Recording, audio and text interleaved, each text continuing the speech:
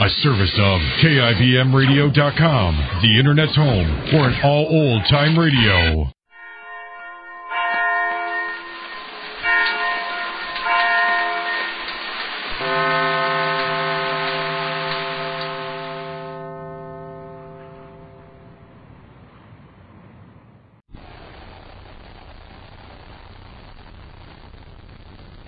Wheat checks, rice checks, and good hot Ralston present Space Patrol!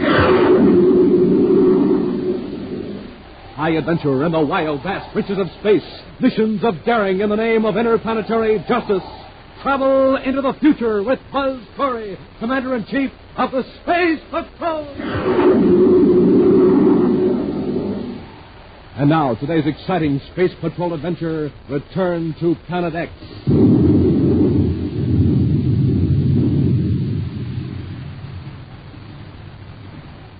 A blasted heap of rubble. That's all that remains of the camouflaged launching base on Jupiter moon number 4, aiming point from which Prince Baccarati planned to hurl guided missiles across 500,000 miles of space to destroy 2 key cities on the planet Jupiter. Last week, we learned how Commander Corey and Cadet Happy arrived just in time to blast the missile chutes and control blockhouse to bits with a space torpedo from the Terra 5. It's now a few moments later. Buzz and Happy have landed on moon number 4, while the last grains of dust from the explosion are falling swiftly to the surface of the airless satellite. Wearing spacesuits and carrying portable disintegrators, they cautiously approach the shattered structure. Take it easy, Hap. Don't go charging into that mess. Okay, Commander. But you don't think anybody can still be alive in that wreckage? I think we've learned not to take anything for granted where Baccarati is concerned. Whoever was in that control station may have been wearing a spacesuit. You're right. This looks like a chunk of control panel now. Let's get to work with the disintegrators. Yes, sir. Remember, if there's someone alive under this masonry, we want to keep them that way. So don't blast too deep with the disintegrator. Just reduce the chunks of concrete to the size we can lift. Yes, sir.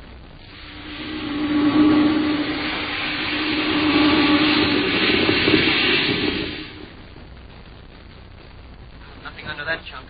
Try that one over there.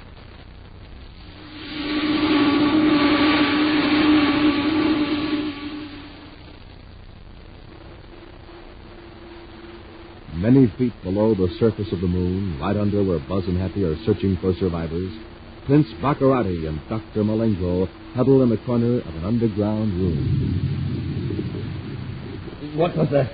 I don't know, Your Highness. Perhaps they have found a passage leading down to this escape tunnel. Go to the connecting door and investigate. Very well, Your Highness. Well, can you see through the peephole?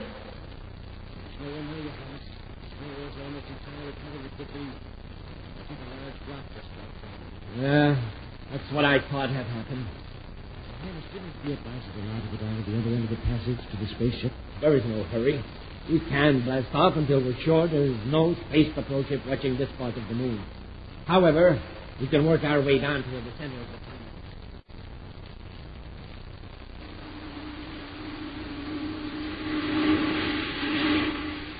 Hold it, Happy. Put it off.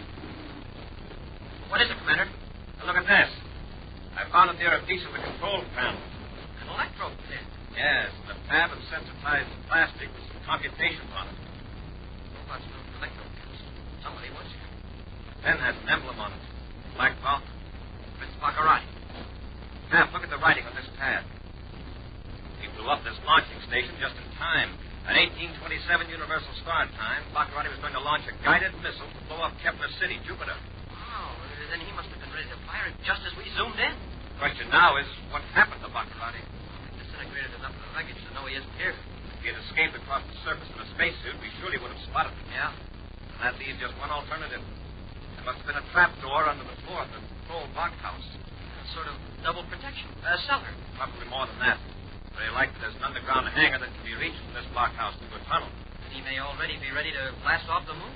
Have you get back to work with the disintegrator and look for the entrance to the escape tunnel.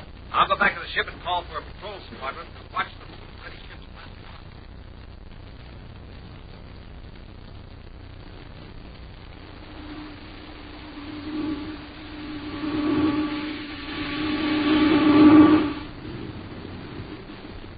Hap, how you doing? I think I found it, Commander.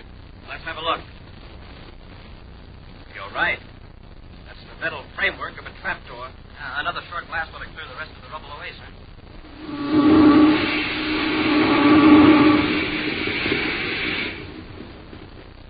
Yes, there's a stairway. Bring your disintegrator, Hap. We may need it down there. All right, Commander.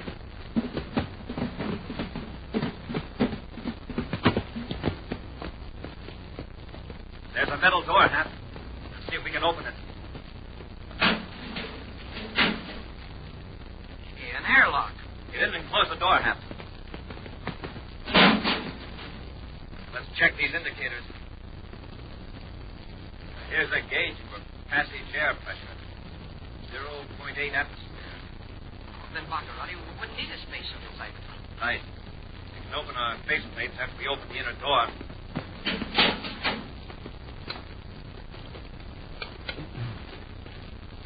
Better close the door behind us, Hap.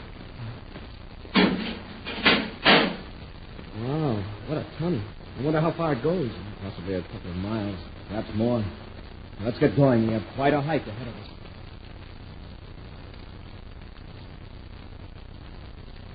Adargo, what's the matter with you? Stop pacing back and forth. I'm sorry, Your Highness. I feel uneasy. What about? I don't know. I suppose it's being imprisoned in this tunnel. What do you mean imprisoned? In a few minutes, we'll be in a spaceship on our way back to Planet X. Of course, Your Highness, you're right. But suppose the Space Patrol does discover the hangar entrance to the tunnel. If they don't... Stop manufacturing trouble. The hangar entrance is well camouflaged. The thing for us to do is plan what we're going to do when we get back to Planet X. Our number one project, of course, will be to get rid of Commander Corey. It shall receive my entire attention, Your Highness. Good. That will leave me free to solve our difficulties with our captive natives in the Arctic region of Planet X. That has been worrying me, too. When we last left Planet X, they were on the verge of revolt. We simply must keep those enduring mines in full production. Already I'm weeks behind in my timetable of conquest. There must be some way to terrify those natives into more effort. It is unfortunate, Your Highness, that some of your own men, your guards and supervisors, are not cooperating as they should. Listen. What's that? Someone's in the tunnel. They've discovered our spaceship. Wait, listen. Take a look through the door of this compartment toward the blockhouse into the tunnel.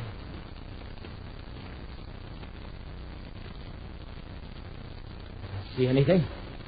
It's very dim, Excellency. I thought I saw some shadow flicker. Get away from the people. There is somebody in the tunnel. They just come through the door from the other compartment. Space patrolmen, obviously. Who else could they be? Better rush to the ship. Let's finish them off. Get me a blast gun from the rock.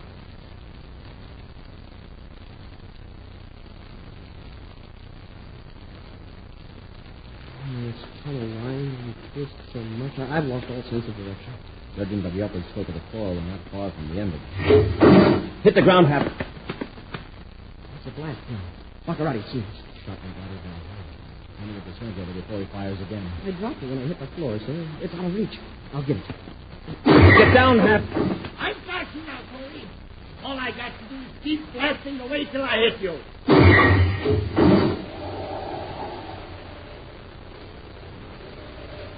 We'll return to Space Patrol in just a moment.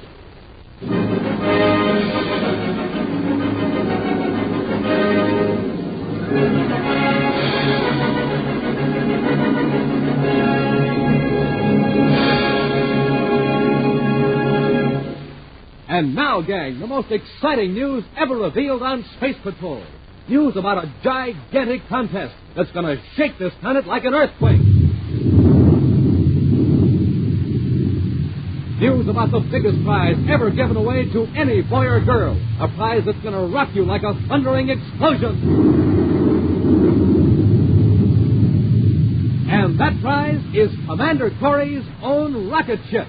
Yes, Space Patrollers, Commander Corey is actually giving away his great silver and scarlet spaceship, Chara 4, giving it away to some lucky boy or girl. Now, just imagine, a huge 10,000-pound all-metal spaceship, 35 feet long, almost as big as a house. And that's exactly what it is, a clubhouse on wheels. Now, just think, a rolling rocket clubhouse, especially equipped with lights, real sleeping bunks, space lockers, even a cooking stove, and a giant truck to pull it.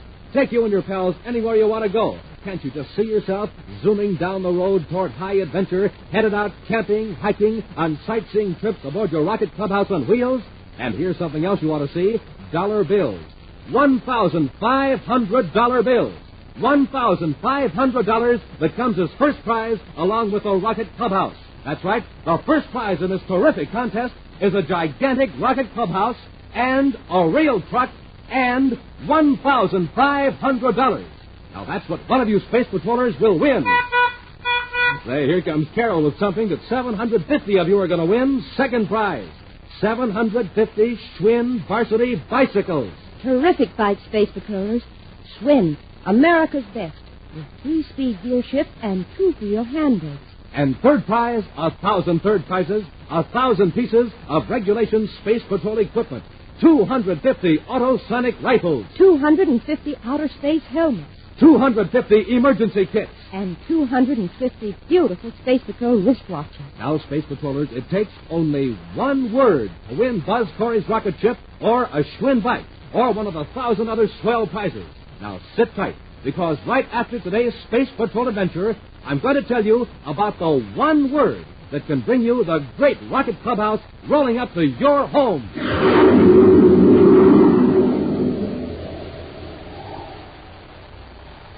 And now, back to our Space Patrol adventure. Return to Planet X. Buzz and Happy are in a tunnel on the fourth moon of Jupiter, trying to overtake Prince Baccarati before he can escape from Planet X. Baccarati and Dr. Malengro have discovered the two Space Patrolmen. Through a compartment door in the tunnel, Baccarati is firing into a dim passageway with a blast gun. Lying flat on the floor near a stack of crates, Buzz and Happy so far have not been injured. Well, that was close, Commander. We'll get us shielded. Let's go. Roll to the right behind those crates. Hurry. There. If they only hadn't dropped that disintegrator, probably wouldn't hit Baccarati from this distance anyway. Hurry! No use! I can't see you now, so you're probably behind a stack of crates. But that's not going to protect you. Well, I'm lucky I had this spacesuit helmet on, sir. That last shot clipped a chunk of crate right next to my head. Unless we think of something, Baccarati can just take his time and blast these crates away till he hits us. If we were only a little closer to him, we could rush him. Hey, maybe we could goad him into coming toward us. Not Baccarati. He doesn't take unnecessary chances. Here, this might do it. This big metal drum. Rocket fuel. Help me drag it out into the passage. But seriously, you can think the whole tunnel will blow up. Exactly. Remember now, a full container of fuel is very heavy. Give me a hand. Yes, sir. But, sir, this is... Quiet.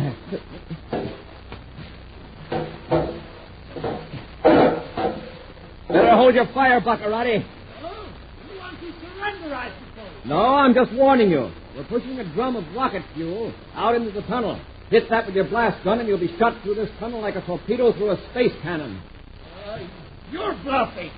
You'd be killed, too. You're determined to finish us off anyway. Come on, Happy, push it out. Roll it toward Baccarati. Yes. All right, Baccarati, go ahead and shoot. You can stay in the tunnel. He's given up, sir. He's locked the compartment. Stay behind the fuel drum, Hap. Roll it to the door. Yes, sir. I can keep moving now. Get the disintegrator.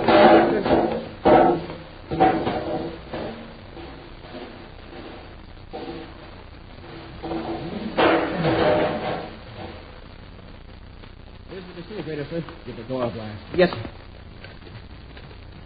Something's wrong. It won't work. Fall to the stone floor, probably broke the discharge mechanism. Gone, and now we'll have to go clear back to the other end of the tunnel for the other disintegrator. By that time, Baccarati will probably reach the spaceship. Let's get back to our ship, Happy. Hey, Commander, I'd like to ask you something. Sure, Hap. Well, don't you feel well? I mean, do you feel weak or something? No, why? Well, that fuel drum, I could have lifted it easily by myself. It was empty. Sure it was, huh? Come on, let's hurry back to the ship.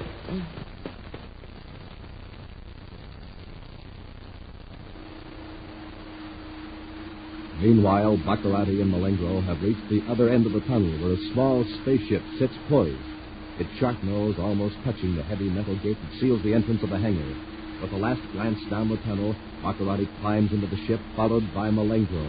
Quickly, the Prince presses a button that operates the remote control mechanism, and the huge gates slide back. Through the nose port, the two men look out into a black curtain of space dotted with bright, unwinking stars. Put on the viewscope, Malengo. We'll see if any spaceships are out there before we blast off. Yes, sure is. We can't cover a very wide angle while we're still in the tunnel. But if it looks clear, we'll have to risk a blast off. There are no patrol ships visible, Your Highness. All right. We're blasting off. And I hope Corey managed to break through that compartment door back there. In fact, I hope he's right behind our ship when I cut on our rockets.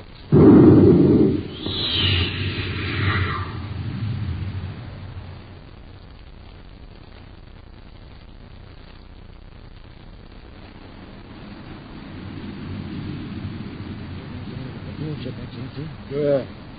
With our radar foil covered hull, we can confuse their view scope. To contact my castle, Planet X, and report that I'm returning. Prince Baccarati calling Black Falcon Castle on Planet X. Prince Baccarati to number 1 tower. Report immediately. Black Falcon Castle to Your Highness, Prince Baccarati. Murdoch speaking and awaiting your orders, sire. I'm returning to Planet X in a Class D space cruiser. Alert the defense stations to expect my code signal at the outer perimeter. Yes, Your Highness. Do you have anything to report?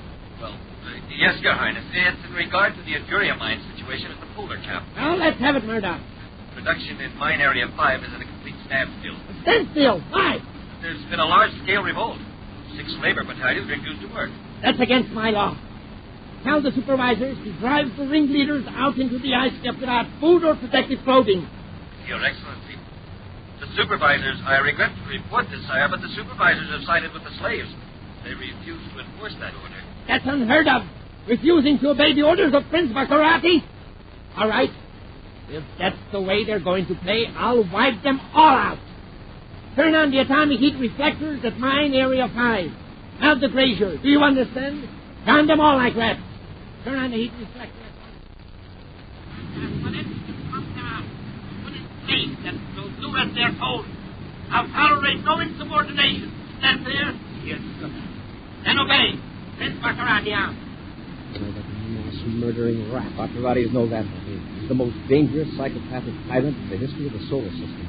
How are we going to prevent those mines from being flooded? If any of our ships go near Planet X, they'll be destroyed. You'll maintain this distance from Baccarati's ship. Fortunately, we're close enough to detect his rocket blast, even with a radar foil producing interference in our view scope. If we close in on him now, we could capture him before any of his own ships could come to... Yes, but I want him to feel that he's perfectly safe until the last minute. We'll let him notify Planet X of his estimated arrival time, and we'll start spaceophone interference. Then he won't be able to call for help. No, neither will we. It'll be a battle just between us and Baccarati.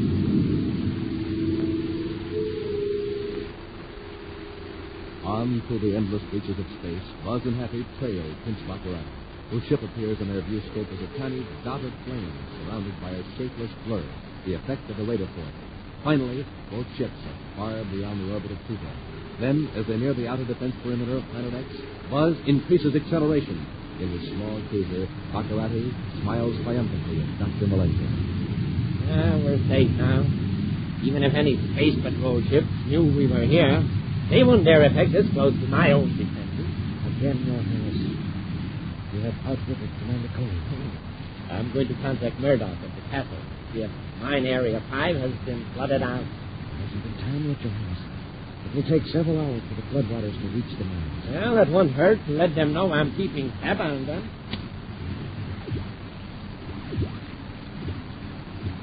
Confound it. I know it's interference, but what could be causing it? It is getting our frequencies, and they must be very close. The view scope. Look. The ship is closing in on us. Malenko, why haven't you been watching? I thought we were clear, Your Highness. You yourself said... The space patrol ship. Commander Corey.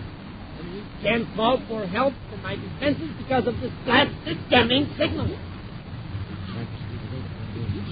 Probably been on our trail ever since we blasted off from Jupiter's fourth moon. Well, if he wants to fight, he'll get it. The ship isn't too heavily armed, Your Highness. Oh, one lucky shot might do it. Take the controls, Malenko. I'll mend this tape.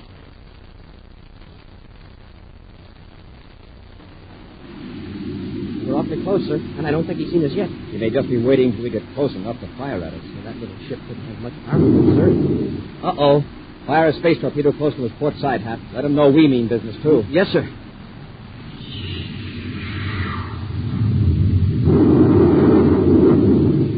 Nice going, Hap.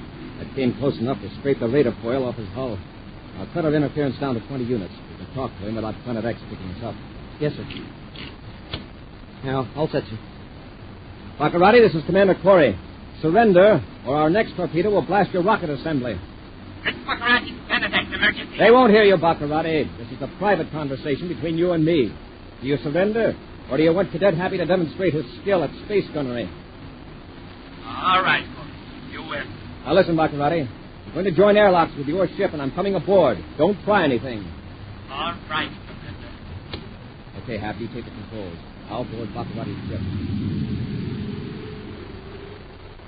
A few moments later, the Terra 5 joins airlocks to Baccarati's cruiser.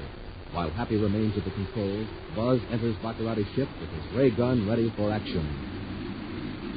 All right, Baccarati. Just leave the controls as they are. Stand there beside Malengo with your hands up. Very well, Commander. I'll surrender gracefully. Take me to Terra. I've got news for you, Baccarati. You're going on to Planet X in your ship. I don't understand. I heard you ordered a glacier melted to flood the mine. I'm going to see that you stop that mass murder. And the only way I can be sure is to take you to Planet X. But if they see your ship, my men may destroy us all. I'm notifying Pluto Space Patrol to pick up Terra 5 and take it to Pluto. Our interference is deemed only toward Planet X, so your cutthroats won't hear a word. Within a few moments, the Terra 5 is headed back toward Pluto on automatic pilot to be intercepted by Space Patrol ships. Meantime, Baccarati's cruiser, with Buzz and Happy aboard, proceeds toward Planet X. All right, Baccarati. I think it's time you reported to Murdoch at your castle. And get this straight. You'll regret it if you attempt to warn them, understand? Yes, sir. Get a report on the heat reflectors near Mine Area 5. Then tell Murdoch you're heading for the polar cap to watch the fun. Got that? I'll tell him I'm not landing at the castle first, but I'm going to the polar ice. That's right. Now, I'll turn on your spaceophone and watch what you say. Prince Baccarati to Murdoch at Black Falcon's castle, Planet X. Prince Baccarati to Planet X. Murdoch to His Highness, Prince Baccarati. We tried to reach you before, but there was some interference. Yes, I noticed it. Did you follow my orders regarding Mine Area 5? The letter, Your Highness. The heat reflectors were started by remote control. Of course, it will be several hours yet before the flood water reaches the mine. I understand. Murdoch, when I enter the atmosphere of Planet X, I'll proceed at once to the ice cap. I want to inspect the results. That's all, Murdoch. From a dozen control towers on the enormous Planet X, viewscope beams probe out into space and feel with electronic fingers the contour of Baccarati's ship. Electronic ears listen critically to the identification frequency radiated from the small cruiser, and then let the ship proceed unchallenged. The watchdogs have recognized their master's voice, and having done their duty, watch and listen for remote ships and sounds that may approach over the infinite horizon of space. Then, within the atmosphere of Planet X, Buzz Corey heads Baccarati's ship for the northern polar regions. Visible in the dim light are the atomic heat reflectors and the surging, steaming waters that roar down from the glacier into the valley toward Mine Area 5. Smoking rockets, Commander. It's a regular flood. Yes, unless it stops, 10,000 people will meet a horrible death. Well, can't you order Baccarati to tell Murdoch to cut off the heat reflectors? I could, but it would be out of character for Baccarati to commit an act of mercy. I see what you mean. Murdoch might get suspicious. Alert the whole planet that the big boss might be in trouble. You'll blast those towers out of operation, Hap. Stand by to fire the space cannon. Standing by. Corey, listen. Those towers can be replaced. I've millions of credits invested. Quiet, Baccarati. I'm thinking of 10,000 lives that can't be replaced. But they're subhuman natives of Planet X, most of them almost savages. Yeah, look who's talking about savages. The worst of them is worth 100 of you, Baccarati. Fire!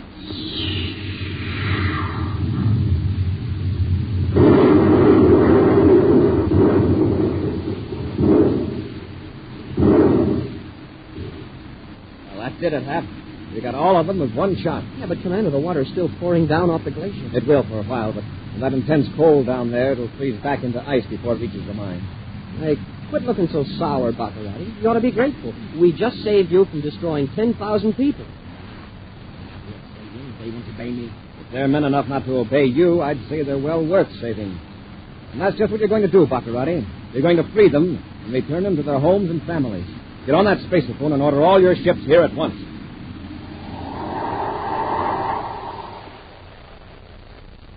An action preview of next week's exciting Space Patrol adventure in just a moment. Now, here it is, Space Patrollers. The one word that can win you a giant rocket clubhouse and $1,500. And that word is... a name for Planet X, the terrifying new planet Commander Corey is investigating.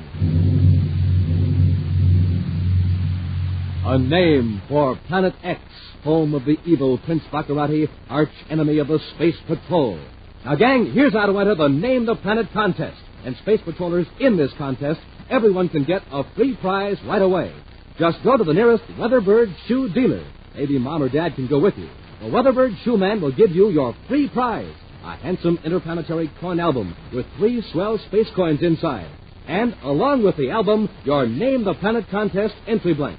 You can also find out how to enter by looking on the back of a package of Good Hot Ralston. That's the new package with a picture of Commander Corey or Cadet Happy on the front.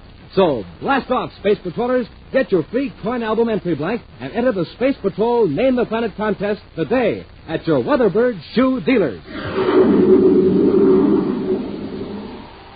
And now, a preview of next week's exciting Space Patrol adventure.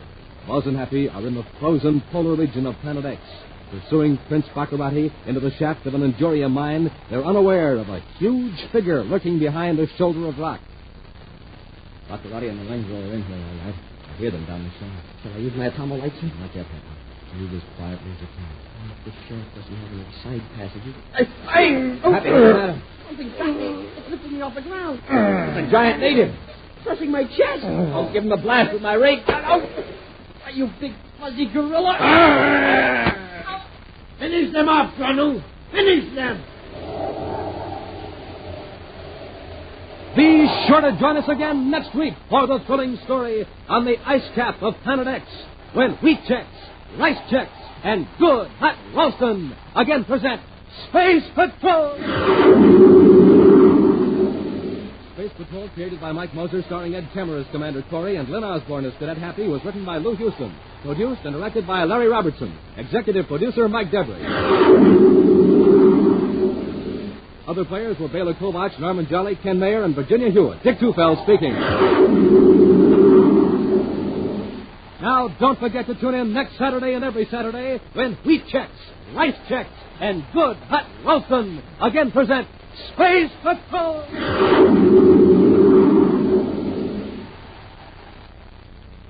Here's the story of the fastest plane of its kind in the world, with a word from the man who test flies it, Joe Lynch. It's the Air Force F-86D Sabre Jet Interceptor, designed by North American Aviation, Los Angeles. The Sabre holds the world speed record at 715.7 miles per hour. Wingspan is 37 feet, length 41, cruising range 500 miles, climbing speed 300 miles per hour. Now, by special tape recording, made at International Airport, the well-known test pilot of the Sabre, Joe Lynch. The D is a one-man interceptor, so when you fly it, you're really on your own. That's why I see to it that I'm in good condition all the time. And one way to stay in good condition is by eating a good breakfast cereal, like Rice Chex or Wheat Chex. They're just packed full of energy, and they taste swell. I think you'll like them, too. No other cereal, puff or flake, contains so much nourishment in such concentrated bite-sized form. Rice Chex, Wheat Chex. Be sure to see another exciting Space Patrol program on your local ABC television station. Consult your local paper for time and channel. This program is broadcast to our armed forces overseas through the worldwide facilities of the Armed Forces Radio Service. Space Patrol came to you transcribed from Hollywood. This is ABC Radio Network.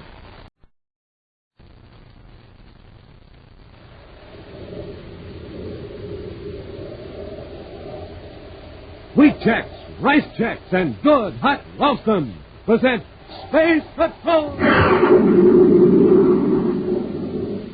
High adventure in the wild, vast reaches of space.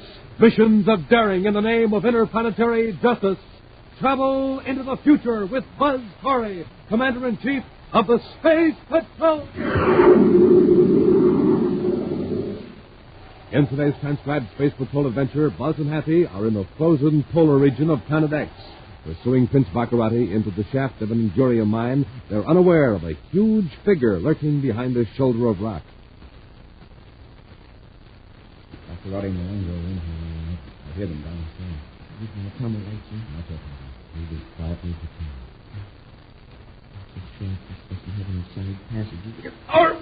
Handy, what's the matter? He's got me. It's lifting me off the ground. Giant native. Crushing my chest. I'll give him a blast with my rake. Why, you big fuzzy gorilla. Finish them off, Grenu. Finish them. We'll return in just a moment with today's exciting Space Patrol adventure on the ice cap of Planet X. Someone new will come aboard Commander Corey's rocket ship.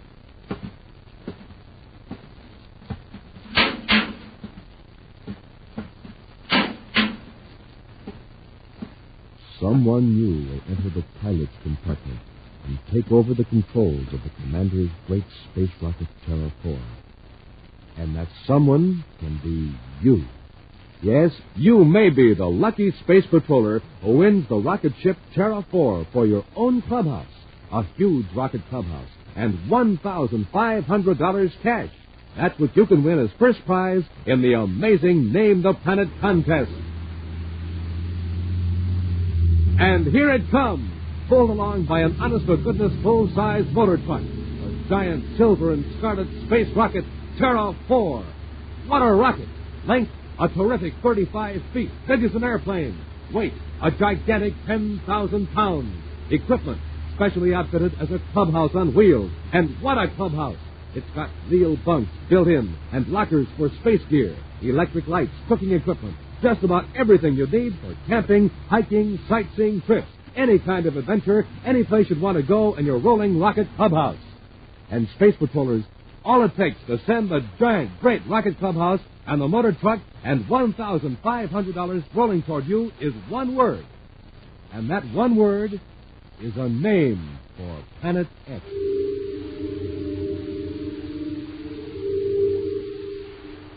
A name for Planet X. That strange, mysterious new planet, 5,000 times bigger than Earth. The home of the cruel Prince Baccarati. But I'll tell you more about that in just a few moments. And more about the 1,750 other terrific prizes you can win in the Name the Planet contest.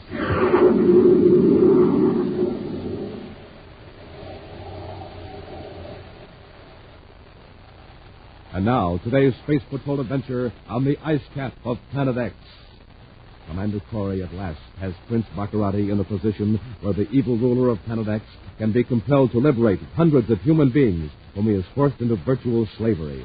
With Buzz holding a ray gun on the power-mad prince, Baccarati has reluctantly ordered a fleet of his ships to come to the polar cap to transport the captive natives to their homes farther south.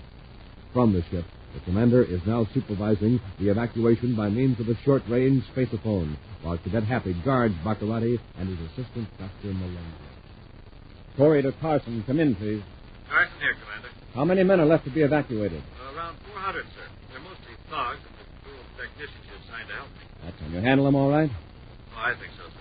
All right, Carson. Notify me when the last man is aboard. Corey out. All happy? In an hour or so, we'll have every one of those natives down in the valley where the ships can pick them up. What about Carson and men from the other planets? Are they going with the natives, sir? They'll have to. And they'll be dropped off with a group of natives that are going farthest south. Oh, you mean they'll live with the natives until our space patrol ships come to get them? Yes, we'll take care of that arrangement as soon as Baccarati's ships get all the natives safely home. You're taking quite a bit for granted, aren't you, Commander? You aren't counting on your men rescuing you, are you, Baccarati? Don't forget, this is an enormous planet, Commander. I control it. And there are just two of you. The nearest space patrol ship is millions of DUs away. When you give the order to cut off the defenses, they'll be here soon enough. Did it ever occur to you that my men might refuse to let the space patrol into Planet X? They might even defy my orders to keep from being invaded. I thought of that. But there are plenty of people on Planet X who hate you. They don't want to stay here, and when they get a chance to escape, they'll help. Don't worry about that. Sure, look what happened right here in your Endurium mines. Even your own men wouldn't work. Carson calling Commander Corey, emergency. Corey here. Go ahead, Carson. We've lost one of our thugs, this big Grano I told you about. Decided him and Baccarati's men have made it tough for his own people down in the mine. What do you mean you lost him? 4 or 5 big thugs jumped him just as we were getting aboard the mining cars. He broke away and ran toward the mine shaft. Shall I send some of my men after him? He's a thug and used to this cold climate. He'll stand a better chance here. Let him go. Yes, sir. Are all the natives in the cars now? Yes, sir. Ready to shove off to the valley whenever you give the order, Commander. I'll be right out, Carson. Happy, put Baccarati back after Malengo and lock him up. Yes, sir. I'll be back as soon as the last car's gone down the grade.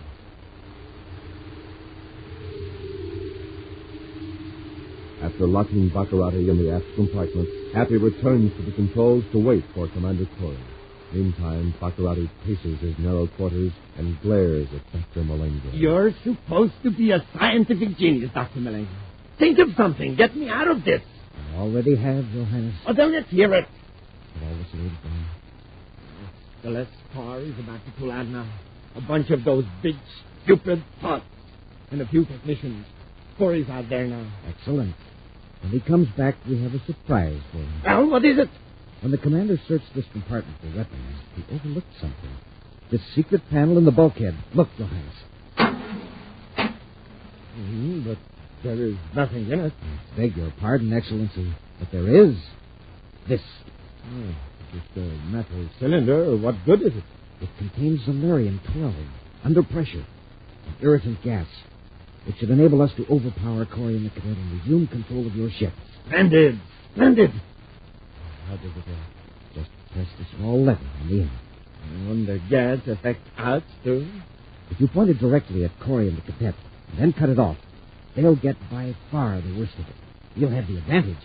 It will be easy to grab their weapons and knock them out. Good. Give me the cylinder.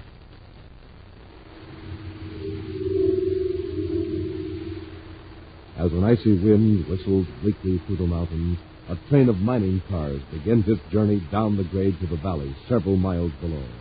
Commander Corey watches the last car round the curve, then returns to Baccarati's ship.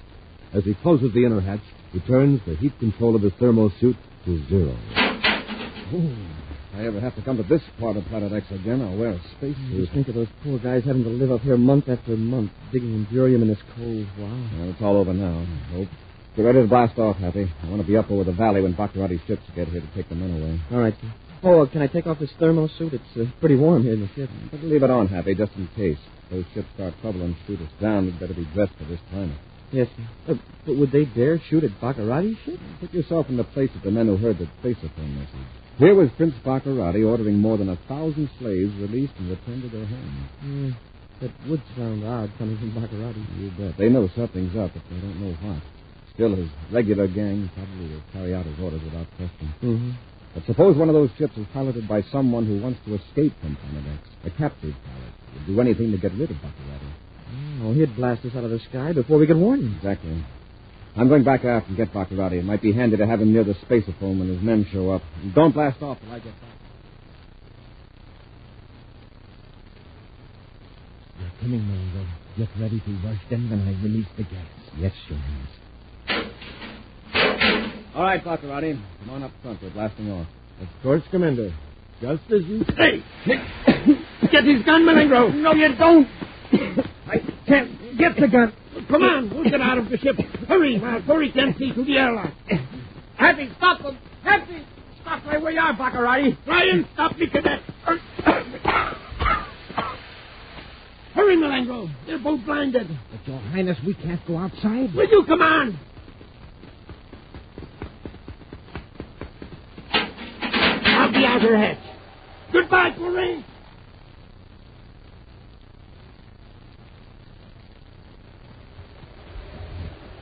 Highness, where can we go? We'll freeze to death. Into the first mine shaft. It will be warmer there. They'll track us down and we're unarmed. There's a spaceship hidden in a cave. If we can make that, we're safe. Come on, into the shaft. Hurry before Corey sees us.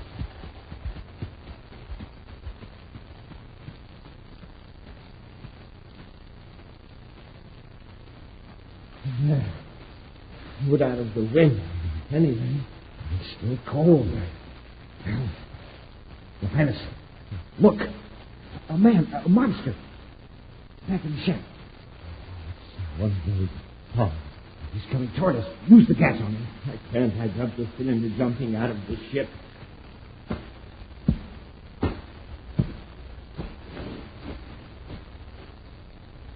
And you come save me.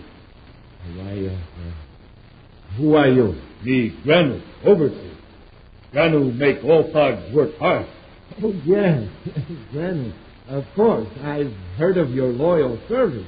take Granu with you in Skysled. Granu worked for you, always. Of course, Granu. But there are two wicked men here. They're trying to harm me. They are bad men. Do you understand? Granu, understand. You must stop them. Press back against the wall of the shack.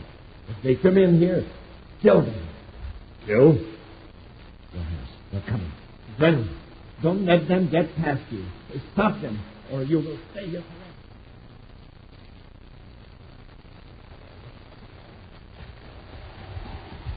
Must have gone into this shaft, Happy. Yes, sir. You're right about that gas wearing off, sir. My eyes still smart, though. They're running through the shaft and might be able to hear them stopping them.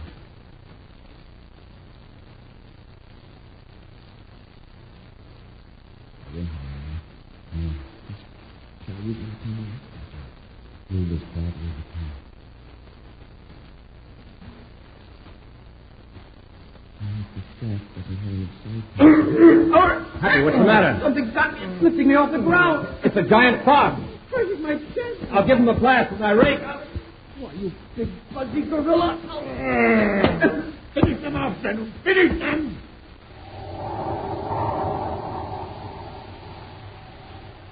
We'll return to Space Patrol in just a moment.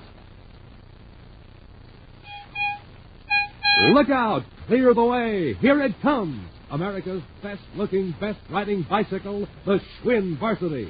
The bike with 3-speed gear shift for double-fast pickup and 2-wheel handbrakes for double-safe stopping.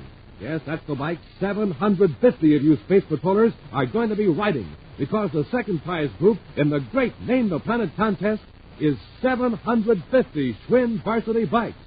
Gang, there just never was a contest like this before. A contest in which you have a chance to win a huge rocket clubhouse on wheels and 750 chances to win a Schwinn bicycle. And, gang, listen to what you've got 1,000 chances to win. Third prize group, 1,000 pieces of regulation Space Patrol equipment, 250 autosonic rifles, 250 outer space helmets, 250 Space Patrol emergency kits, and 250 stainless steel Space Patrol wristwatches. And remember, all it takes to win the Rocket Clubhouse or a Schwinn bike or one of the other big prizes is a name for Planet X.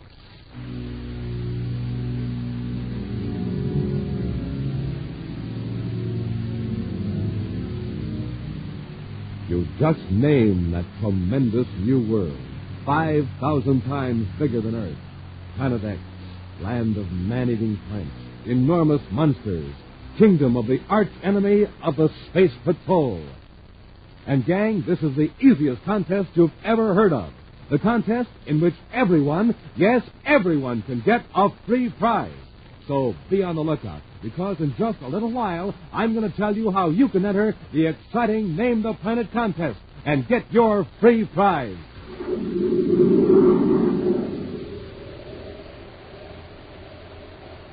And now, back to our Space Patrol adventure on the ice cap of Planet X. Fleeing into the shaft of the Endorium mines on the polar ice cap of Planet X, Baccarati and Malengro encountered Granu, a member of a race of shaggy giants that inhabit the Arctic regions of the remote planet. Knowing that Granu has been driven away by his fellow tribesmen as a traitor, Baccarati promised to help the abandoned native if he would attack Buzz and Happy when they entered the mine shaft. Granu, finish them, I tell you. Finish? Yes, kill them. Don't you understand? You? No. Bugs, not kill. What do you mean, Bugs don't kill? Did your own tribe drive you away? Did they leave you here to die? I'd not kill Granu. I thought you were going to obey my command. Granu obey. Highness tell Granu to stop men. Granu do this. Now take me in Skysled. Take me where Granu can find food. Oh, those fucking savages. Your Highness, let's get to that ship before we freeze to death. We might as well go in our own ship now. But first, I'll just release Corey and the cadet of their messages. Granu, come with you. Granu worked hard for Highness. Granu make other men work too. You're useful to go with them. Ever see a ray gun work? Ray gun? Yes. It works like this. Oh, Granu like that. Let Granu play with ray gun. It didn't phase him. Shoot again. Granu wants to play. It worked all right. Just took a little longer to numb their primitive nervous system. What a monster. Well, maybe he did finish for you, Cadet, at that. But just to make sure... What are you doing, Lieutenant? I'm turning the heat control on the thermo suit to 0. Lying here in the sub-freezing temperature, they won't last 20 minutes. How about the sun? You revive it and all. Oh, what do I care what happens to this woolly barbarian? Whether he lives or not, he can't harm us. Can he? I suppose not, Your Highness. Then let's get going. I have some new orders to give.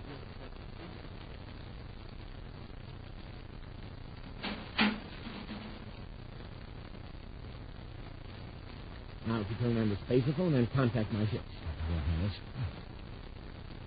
Something's wrong, huh?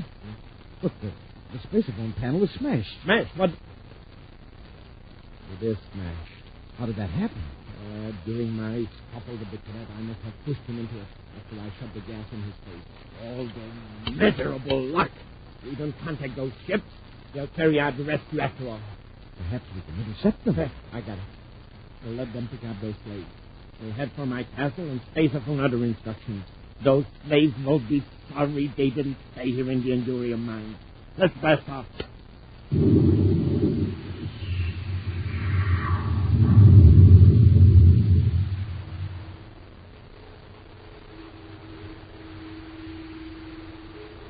Less than a minute later, the reverberations of Baccarati's rockets die out in the frozen air, leaving only the sound of the Arctic wind to shriek across the polar ice cap of Panadex. Finally, in the dim light of the mine shaft, a figure moves and with difficulty sits upright. It is Buzz Corey, shivering with cold. He looks around, first at Cadet Happy's still form, then at the shaggy hulk of Granu, the giant frog. His fingers clumsy with cold, he finally turns up the heat control of his thermo suit and does the same to Happy's. A moment later, Happy stirs, opens his eyes, and looks at the command. Okay. Hey, you're still alive. For the time being, somebody turned our heat control to 0. Oh, I see. The mine's warming up now. Hey, where's that thing that grabbed me and slammed me against the side of the shaft? Uh-oh. He's harmless now. A ray gun put him to sleep. Oh, then you got him after all. I didn't get him. Well, then who did? Baccarati. Oh, wait a minute. Baccarati wasn't on. He is now. Our guns are gone. Now, let's take a look outside. The ship? Yeah. Although I've got a pretty good idea what to see. Or rather, won't see.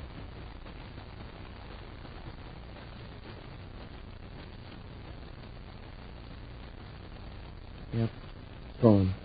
Now, this is just dandy. Stranded on this ice cap, 1,000,000 miles from nowhere. Hey, listen. Back in the shaft. It's the fog. He's coming too.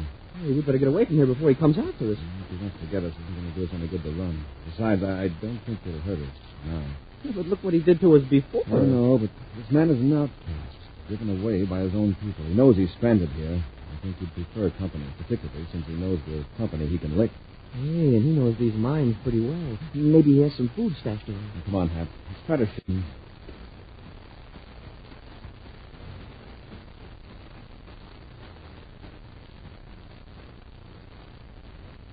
You're Granu, aren't you?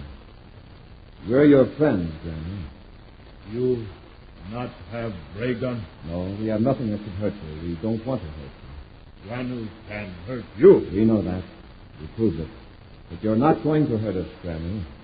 You not afraid of Granu? You not hate Granu? No, we don't hate you. You take Granu in big sky sled? Take him find food? Sky sled? He means a spaceship. People probably use sleds, like the Eskimos on Earth use centuries ago. Sorry, Granu, but our space... the sky sled we came in is gone. Prince Baccarati took it. If Baccarati means anything to him. Highness bad man. Highness lied to Granu. Granu not work for Highness. You take Granu in sky sled, Granu work for you. Well, you don't understand, Granu. There is no sky sled. Wait, Happy. When Baccarati saw he couldn't overpower us, he escaped from the ship. Would he have done that if he was sure to be stranded here? Oh, that's right. He could have surrendered, stayed in the ship, and waited for another chance. Granu, is there a sky sled somewhere near the mine? Yes. Come. Granu, take it. We're still hot. And I hope he knows the difference between a spaceship and an excavating machine. Wow, look at the strides he takes. Hey, Granu,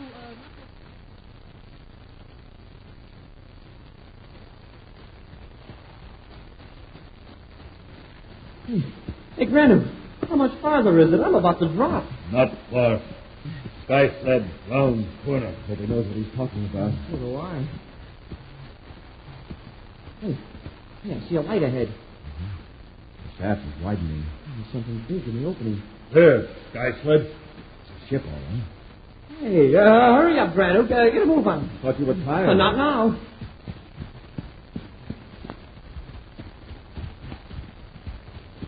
Up the ladder, Hap. It's only an atmosphere ship. A few moments ago, you would have settled for a 20th century bicycle. I know, but... Well, with a space job, we'd stand a chance of getting off this planet. You'll worry about that when you've got Baccarati. Watch your head, Granu. The top of that hatch is pretty low for a man your size. Secure the hatch, Happy. Hey, this isn't a bad little ship, sir. Stand by to blast off. Standing by, sir. Oh, where are we headed, sir? To find Baccarati. We've got to give him something to worry about before he has time to bring misery to those people waiting in the valley.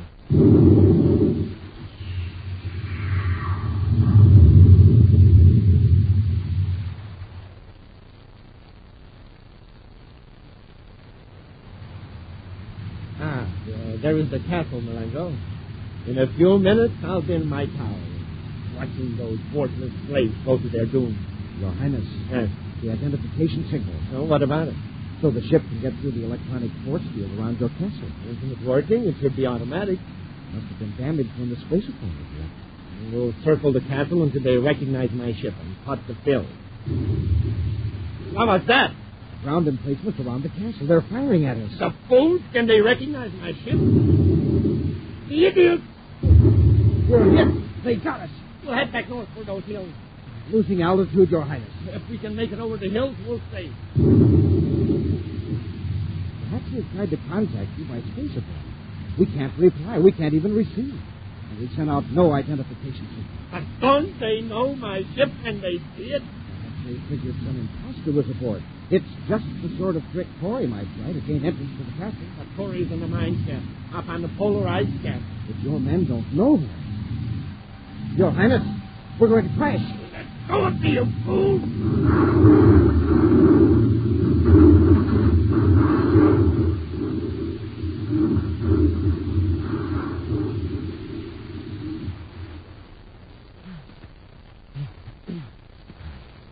Are you hurt, Your Highness? How do I know till I stand up? Stop asking foolish questions and get me out of this mess. Your Highness. Look, a small atmosphere ship. It has seen us. It's going to land. Oh, don't stand there gibbering. Get that hatch open. Yes, the illustrious one. In a few moments, you'll be back in your castle. Yes. Listen, come on. What are you waiting for?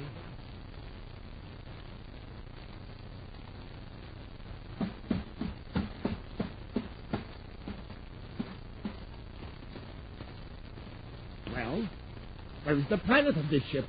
Is this any way to greet your ruler? Welcome aboard, Baccarati. Hurry! No, don't reach for that gun, Baccarati. I'll do it. Thank you. I'm glad to see you weren't hurt in the crash. It'll make it easier for us to get through the force field and into the castle. How did you find this ship? We had a guide. Oh, and you'll be happy to learn that your men carried out your orders perfectly.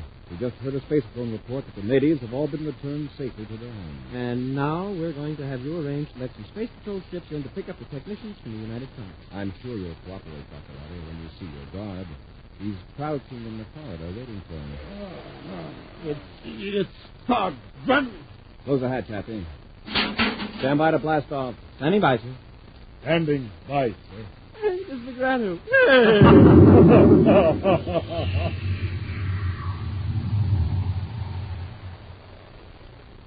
An exciting preview of next week's Space Patrol adventure in just a moment. Easy as 1, 2, 3. Gang, that's how easy it is to enter the Name the Planet contest. and get a free prize. 1. Go to your nearest Weatherbird shoe store. 2. The Weatherbird shoe man will give you your free prize, a swell-looking interplanetary coin album with 3 real space coins inside. Terrific coins, big as a $50, with designs of planets colored in starlight silver. So good-looking, you'll want to collect them and trade them with all your pals. And 3, right there in the coin album, you'll find your Name the Planet contest entry blank with easy directions for sending in your name for Planet X. Now, if there's no Weatherbird shoe dealer in your neighborhood, find where else to get your coin album and entry blank by looking on the back of a package of good hot Ralston, either instant or regular. But make sure it's a new package with a picture of Commander Corey or Cadet Happy on the front. So hurry, gang. Start now to win the Rocket Clubhouse or one of the 1,750 other big prizes. Get your free coin album and entry blank and enter the Space Patrol Name the Planet contest at your Weatherbird shoe dealers. And now, a preview of next week's exciting Space Patrol adventure. Buzz and Happy are in the control tower of Prince Baccarati's castle, ready to force the prince to permit a rescue squadron to reach Planet X. Suddenly, apparently from nowhere, Baccarati's assistant, Murdoch, produces a weapon. Commander, Murdoch's got a gun. Stop it, Murdoch. Murdoch, we've got blast cartridges in our hand. If you shoot us, we'll blow up the whole tower. Better hold it, Murdoch. Murdoch, have you lost your mind? One more step.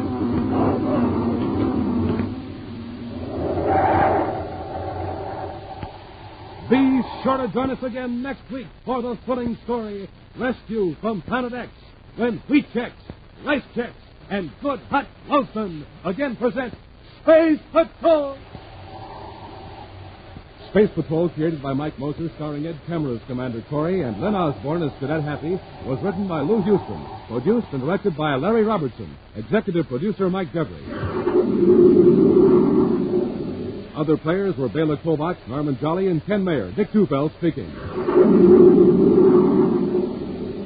Now, don't forget to tune in next Saturday and every Saturday when Wheat Chex, Rice Chex, and Good Hot Ralston again present Space Patrol!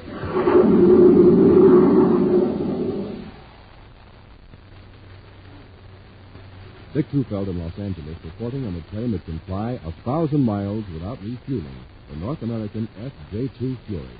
Now, in a moment, we'll hear from the well-known test pilot on this Navy jet fighter, J. Ray Donahue, Jr. The Fury is a carrier-based plane armed with 4 20-millimeter cannons. It flies 650 miles per hour, has an altitude mark of 45,000 feet. Its length, 37 feet. Now, J. Ray Donahue, Jr., recorded at Edwards Air Force Base. To fly at supersonic speeds, the test pilot must have plenty of energy. That's why I always get a good night's sleep and start the day off with a good breakfast cereal like Rice Chex or Wheat Chex. They have plenty of energy, and they taste mighty fine. And I know that you'll like them, too. No other cereal, puff or flake, contains so much nourishment in such concentrated bite-sized form. So take a tip from J. Ray Donahue, Jr., Bob Love, and other top test pilots. Make your cereals Rice Chex, Wheat Chex. Be sure to see another exciting Space Patrol program on your local ABC television station. Consult your local paper for time and channel. This program is broadcast to our armed forces overseas through the worldwide facilities of the Armed Forces Radio Service. Space Patrol came to you transcribed from Hollywood. This is ABC Radio Network.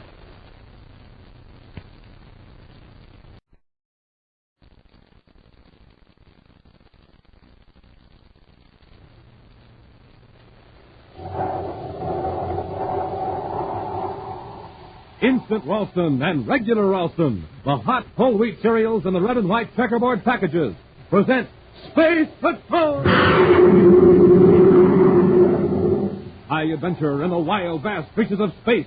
Missions of daring in the name of interplanetary justice. Travel into the future with Buzz Corey, Commander-in-Chief of the Space Patrol! In today's transcribed Space Patrol adventure, Buzz and Happy are in the control tower of Prince Baccarati's castle, ready to force the prince to permit a rescue squadron to reach Planet X. Suddenly, apparently from nowhere, Baccarati's assistant, Murdoch, produces a weapon. Commander, Murdoch's got a gun. Stop it, Murdoch. Murdoch, we've got blast cartridges in our hands. If you shoot us, You'll blow up the whole tower. Better hold it, Murdoch. Murdoch, have you lost your mind? One more step.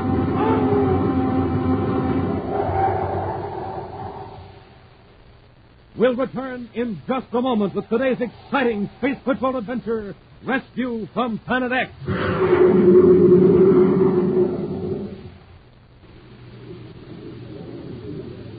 Hi, Space Patrollers. There's lots of excitement here in the main post office at Space Patrol headquarters. We're swamped with entries in the Name the Planet contest. Here comes another batch of mail. Yes, it looks like just about everybody in the universe is trying to win the gigantic Rocket Clubhouse, a 10,000-pound, 35-foot-long clubhouse on wheels, with a real full-sized motor truck to pull it, and $1,500 cash. That's the first prize some lucky space patroller will win, and maybe it'll be you. Man, oh man, think of all the fun you and your friends can have. And think of living like a real space patroller in a clubhouse with built-in sleeping bunks, electric lights, equipment lockers, and even a cooking stove. But that's not all, gang. In just a few minutes, I'll tell you more about the 1,750 other terrific prizes in the Name the Planet contest.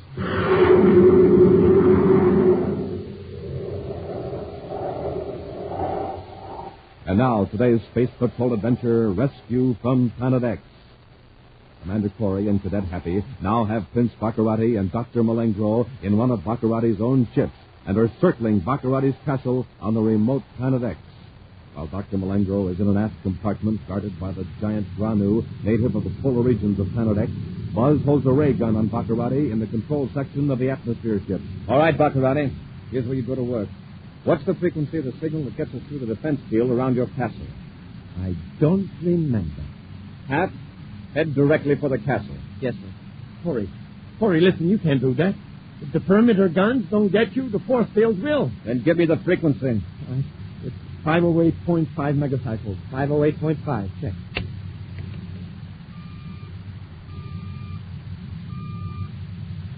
I hope you're right, Baccarati. I'm not a fool, Corey. I value my own safety. All right, now listen. You're going to contact your master control tower and tell them you're bringing in 2 prisoners. They're going to get inside your castle without tipping your flunkies off that you're in trouble. Got that? Yes. All right, get on the spacerphone. And don't try to be clever, or it may be the last thing you try. Just say you and Malengro are bringing 2 prisoners up to the tower. Go ahead and talk. Prince Baccarati and Falcon 29 calling Castle Control Tower. Prince Baccarati to Control Tower. Murdoch in Control Tower. Come in, Your Highness. Murdoch, I got 2 prisoners here. I'm bringing them up to the tower. Do you want me to assign a guard, Your Highness? Oh, no, that won't be necessary. That's all, Murdoch. That's the idea, Baccarati.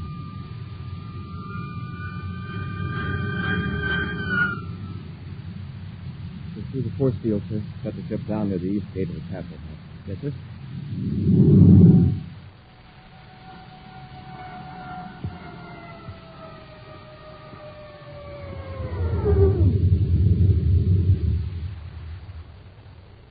All right, Hap. Get Malengro. We'll leave Granu in the ship to keep him out of mischief. Put him in the galley. Let him help himself. After he stuffs his stomach, he'll go to sleep. Yeah, that'll do it all right. Now listen, Baccarati. I'm going to give you and Malengro each a blast gun to hold on Happy and me. Yes, Commander. You're wasting that grin. I'm taking out the blast cartridge. Oh. Happy and I'll each be holding one in our hands. If anything happens to make us relax our grip, well, I think you know what'll happen. Of course, Commander. You couldn't move fast enough to escape. I understand. Go on, Malengro. Keep moving. Before I give you this empty gun, Baccarati, I want you to help me to explain to Malengro the spot you're both in. I'm sure he'd hate to cause the death of his prince. You needn't worry. I'll explain to you.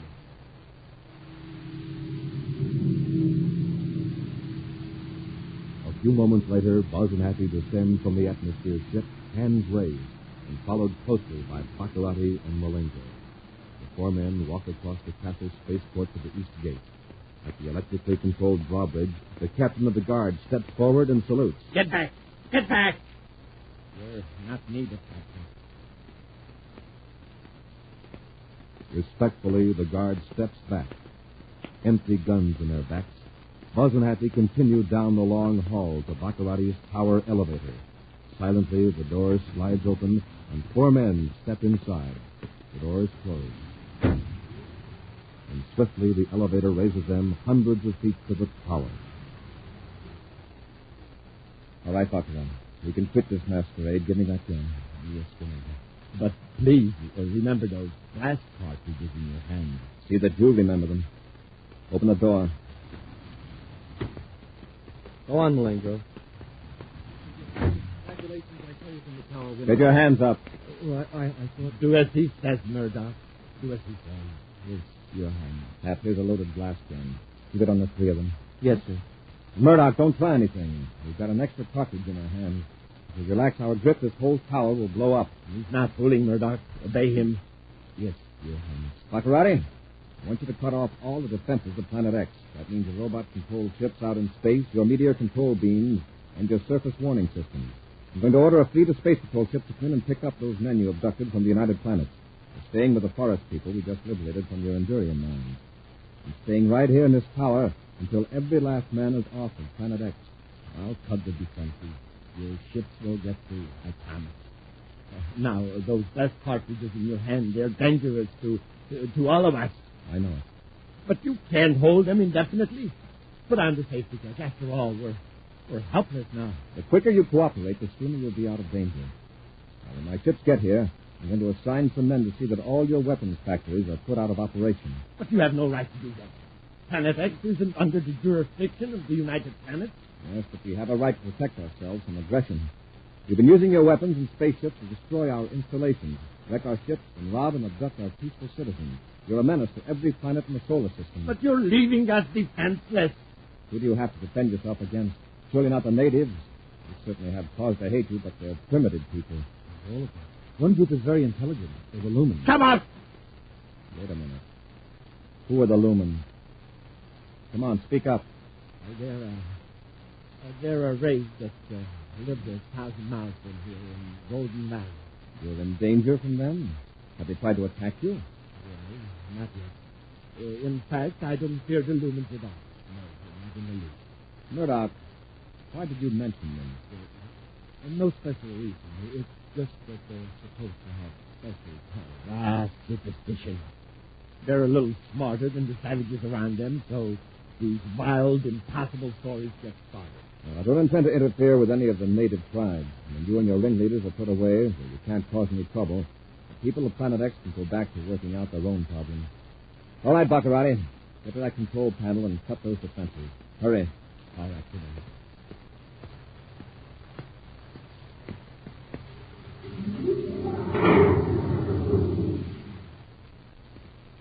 They're all off, Commander. Your ships can come in now in perfect safety. Commander, All right, Malengro, hold still. Commander, the men will be getting suspicious. It's past the time when they receive their special orders. That's right, Commander.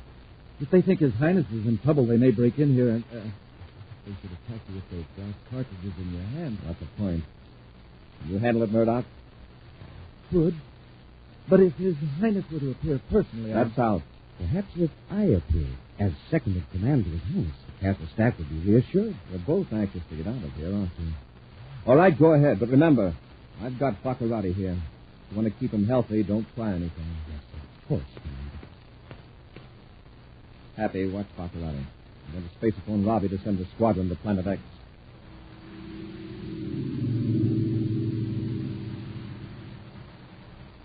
Out across the vastness of space, the voice of Commander Corey informs Security Chief Major Robertson that Space Patrol ships may now land on Planet X in complete safety. Meantime, Baccarati's two assistants, Dr. Malengro and Murdoch, draw relieved breaths at being outside the tower room. Dr. Malengro, if we don't think of something quick, we'll be on our way to a criminal rehabilitation center. I'm quite aware of our predicament, Mr. Murdoch. Perhaps if we were to return to the tower room with the paralyzer ray gun. That's it. Get Corey and the cadet before they have a chance to throw those blast cartridges. Forget it. The paralyzer ray would freeze their hands tightly shut. They couldn't release. I said forget it. You would be endangering the life of His Highness. But if we succeeded, we would be heroes. See here, Murdoch. Since I've been away, you've taken a lot upon yourself. Remember, I'm Prince Baccarati's chief advisor, not you. Of course, Dr. Blaine. I advise you to keep your mouth closed unless His Highness asks for your advice. That remark about the lumens, for example, that was stupid, Murdoch, very stupid. I was only trying to help. We can convince Corey that those who remain on Planet X have need of weapons. Well, perhaps in the future we could secretly build up our forces again and rescue His Highness. Idiot. If Corey learns that there is really an intelligent race here, it will pave the way to Planet X joining the United Planets. Then what chance will we have? There's something in what you say, Dr. Malengo. We must get word to His Majesty's subjects never to mention the lumens. And Murdoch, forget that melodramatic idea of using a paralyzer on Corey. Oh, of course, Doctor. I've put it completely out of mind. That's right, Robbie. I'll contact the squadron when they reach Planet X and direct them where to pick up our men. Corey out. Boy, was Major Robertson ever tickled to hear that we were all right. Yeah, it was good to hear his voice again, too. Well, with Robbie dispatching the squadron of ships from Pluto, we won't have to wait too long. It'll still be several hours, though. That's a long time to have to sit and look at Baccarati. Somebody's in the elevator. I see Malengo and Murdoch. Keep an eye on that door, Hap. Yes, sir. Just Murdoch. Where's Malengo? He'll be here in a few moments, Commander. As soon as I finish with this. Commander! Murdoch, you fool! I got them, Your Highness. I got them both. You idiot! They have those blaster cartridges in their hands. Get out of here before they blow up the tower. Your Highness, please. May I point out how rigidly they're lying there? Their hands are still clenched. They can't move. Oh, yes, you're right. Good work, Murdoch. I'll have 2 guards remove the blast cartridges from their hands. Out of my presence, of course. Of course, Your Highness. Corey, you can still see and hear, can't you? Even though you can't move. In a few hours, your Space Patrol ships will be close to Planet X. You will have the pleasure of seeing them destroyed.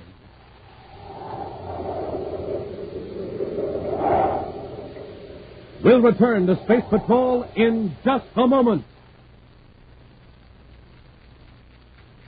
The watch, ticking off the seconds, the minutes, the hours. The watch that helps Commander Corey stand guard over the United Planets.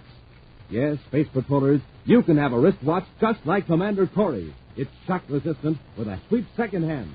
And it's just one of the 1,000 third prizes in the amazing Name the Planet contest. Now, just listen.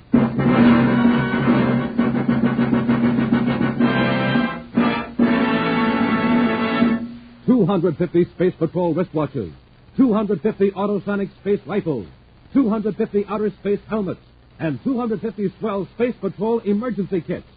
But how about second prize? Well, would you believe it? Second prize group is 750 Schwinn varsity bicycles. Schwinn, the sharp-looking sports-style bike. Mighty light, mighty fast, with 3-speed gear shift, 2-wheel handbrakes, and all the other features that make Schwinn America's greatest bicycle. But better get started, gang. Start thinking up names for Planet X so you can win the huge rocket clubhouse or one of the 1,750 second and third prizes in the Name the Planet contest.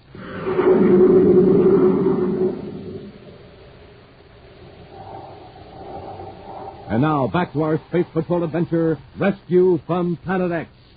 The ambitious Murdoch, desperately eager to place himself higher in the good graces of Prince Baccarati, succeeded in a daring stroke to free the prince from Commander Corey and Cadet Happy. Suddenly producing a paralyzer ray gun in the tower room, Murdoch prevented Buzz and Happy from releasing the powerful explosive blast gun cartridges they held in their hands. Now, locked in a dark and musty chamber near the tower, Buzz and Happy are just recovering from the effects of the paralyzer ray. Let's feel our way around this room, see if we can find a way out. I kind of doubt it. This time Baccarati hasn't taken any chances. He wants us to be on hand when he blows up our ship. Maybe something on the floor we can use as a weapon when we open his door. We'll do better if we crawl. But they'll have 6 men to keep us covered. I guess Murdoch sure has a lot of nerve. I'll say that for him. Yes, nerve, good aim. Open your mind to me. Happy, did you hear something? Sounded like somebody talking. Open your mind. Voice, all right. I can't tell what direction it's coming from. There's a strange sound, too. Is the dark playing tricks on my eyes? Or is there a glow at one end of the room? It's a golden mist. Listen to me, men from another planet. Listen to me. I am Ortho. Is that voice talking to us? Yes, I am communicating with you. I am Ortho, a lumen. Did you hear that, sir? It says he's a lumen. Baccarati playing a trick. Maybe. Ortho, do you hear me? No, but I sense your thoughts. You do not actually hear me. I project my thoughts into your mind. It's Baccarati, all right. He's ordered one of these men to try to drive us nuts. I am not Baccarati. That name is charged with evil. He is trying to destroy you. You can say that. You can think that again. Where are you, Ortho? And what are you? I am 1,000 miles away in the golden valley of this planet you call X. As I told you, I am a lumen, an ancient race that for hundreds of centuries has lived here in peace. Look at that misty light. It looks like a face. A human face. I am trying to make myself real to you. I am projecting by thought an image of my features. Either Baccarati's pulling something or... this is like a brain again. Only long distance. Think of it like that if you like. But we lumens require no mechanical or electronic aid to project our thoughts to each other. In fact, we have few mechanical devices of any kind. No spaceship, no spaceophone. Why are you contacting us? For about 3 years, we lumens have been aware of the growing force of evil on this planet. It seems to center in the region where you are now. 3 years. That's about how long Baccarati's been building up this empire. Quite happy. Go on, Ortho. We have tried to contact with our minds some individual mind in that area so we could learn the cause for this evil. Until now, we have met with failure. You see, evil minds cannot be attuned with ours. You, however, have a strong sense of justice and a dislike of cruelty, violence, and greed. Wait, Ortho. There have been scores of people here who feel the same way. They've all been prisoners of Baccarati the way we are now. Fear sometimes makes it hard to establish contact. Perhaps you are less afraid than the others. We came here to capture Baccarati and to liberate the people he's holding captive. He's a menace to our entire solar system, as well as to you lumens. I hope you have some means of defense. Not as yet. It may take generations to develop our minds in the direction necessary to combat spaceships and explosives. You won't have the time. If Baccarati ever finds you, he'll try to enslave you. If he can't do that, he'll destroy you. I have sensed this dreadful thing. I hope you can help us. Great. We were hoping you could help us. Maybe we can help each other. Ortho, could you project the thought image so anybody can see it? If I can picture the surroundings. Does the image always glow like a bright mist? Only in the dark. If your prison were lighted, you would see me as I am, a solid flesh and blood being. Would you project an image of me so that someone else could see it? If you concentrate on how you look, how you are dressed, and on the exact place you want your image to appear. Suppose somebody touches the image. It would be like touching empty air. Ortho, let's try it. I'm going to concentrate on a certain corridor in this house. Right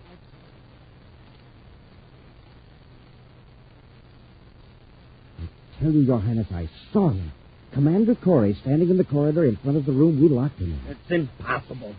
He couldn't have escaped from that room. Unless one of the guards. Come on, let's look. Be careful, sire. He may be right around the corner. Have your blessed and ready.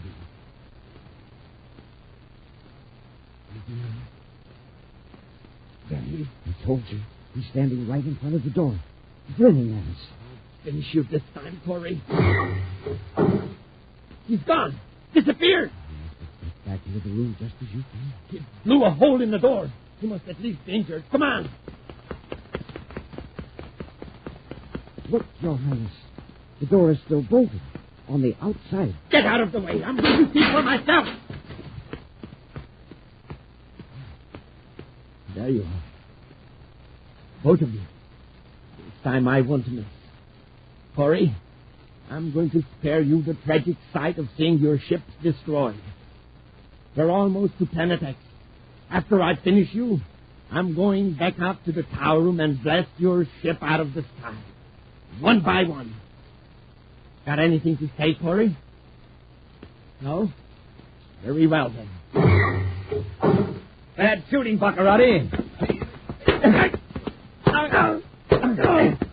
That takes care of Malengro. All right, Baccarati, drop that gun. Get the gun, Hap. Yes, sir. I shot you. I know I shot you. You were standing on the opposite side of the room. Better have your eyes examined. When you come to... Come on, Hap. Get up to the tower room before those two characters revive. We've got to stop them from firing on our ships. Quickly, Buzz and Happy rushed to the stairway leading to the tower room. Get away from those controls, Murdoch. Of course. Cover him, Hap. What have you done to his highness? Just this. Hey, man, look at the view scope. Here they come. Our ships. Help me smash these controls. We can't let them be shot down now. If I could just find something to hit with. Hey, this Endurium statue of Baccarati. Just the thing. It's pretty heavy. We can both use it like a battering ram. Yes, sir. Head first.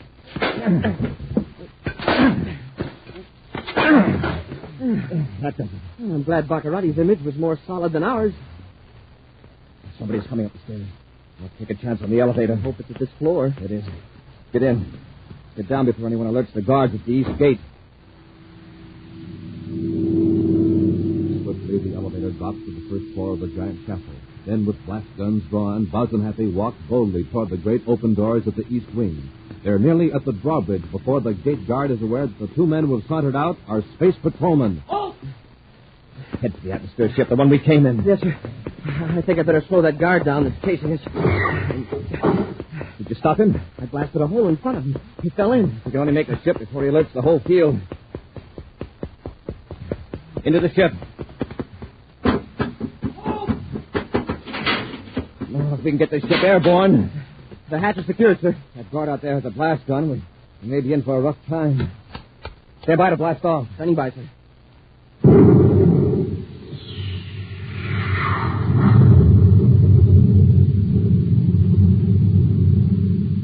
Put on the key frequency for the defense field, Happy. Yes, sir. I hope they haven't changed the frequency on us. I don't think they've had a chance. Well, anyway, we probably smashed that control, too, up there in the tower.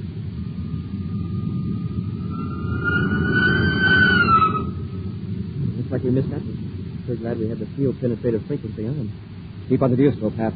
We'll locate our squadron and guide them in to the men with the forest. Yes, sir.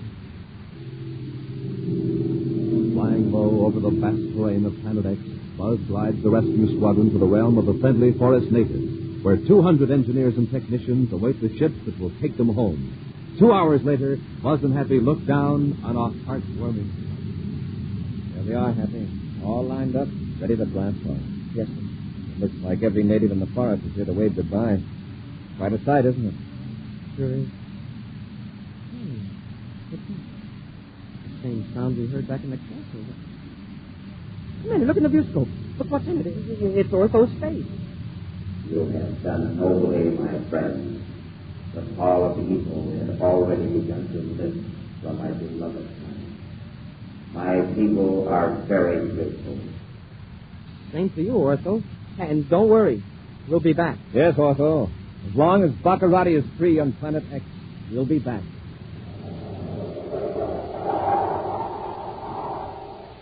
An action preview of next week's exciting Space Patrol adventure in just a moment.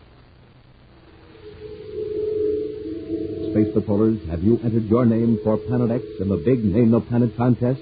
Have you found a name for that strange new planet 5,000 times bigger than Earth? Are you on your way to winning the giant rocket clubhouse or one of the 1,750 other wonderful prizes?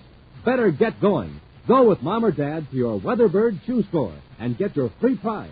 That's right. The Weatherbird Shoe Man will give you a free prize. The handsome interplanetary coin album with 3 real space coins inside. Terrific coins, big as a $50. And inside your free coin album, you'll find your Name the Planet contest entry blank with easy directions for submitting your name for Planet X.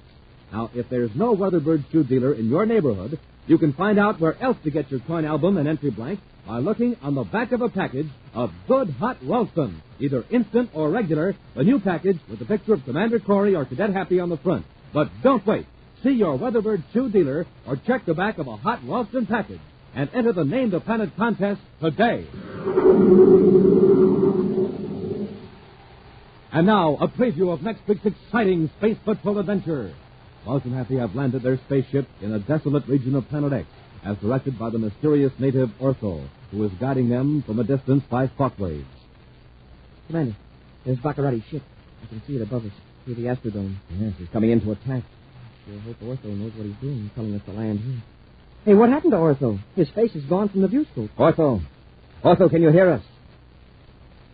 It's up us now. Fire Space Torpedo 1. It's jammed, sir. Fire 2. They're both jammed, and Baccarati's coming in. He's firing at us. And here we are like a sitting duck. Ortho double-crossed us.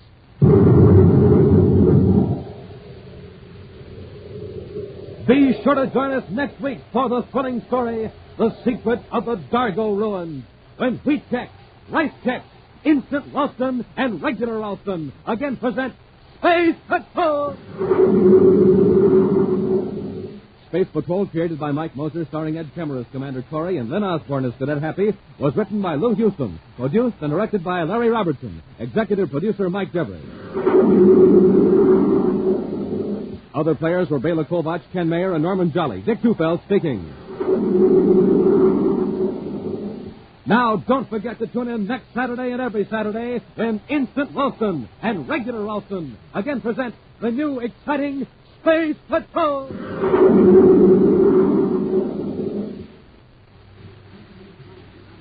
This is Dick Tufeld in Los Angeles reporting on the world's first Delta Wing airplane, the Convair XF-92A.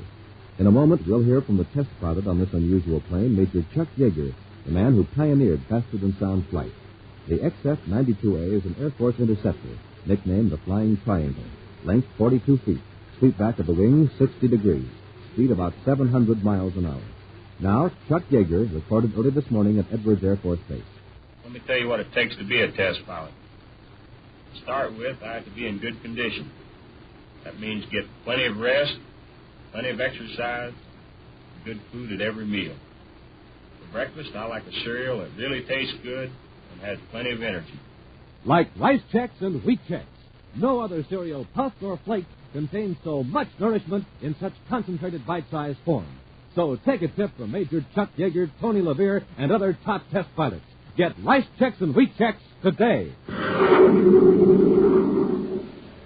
Be sure to see another exciting Space Patrol story on your local ABC television station. Consult your local newspaper for time and channel. This program is broadcast to our armed forces overseas through the worldwide facilities of the Armed Forces Radio Service. Space Patrol came to you transcribed from Hollywood. This is ABC Radio Network.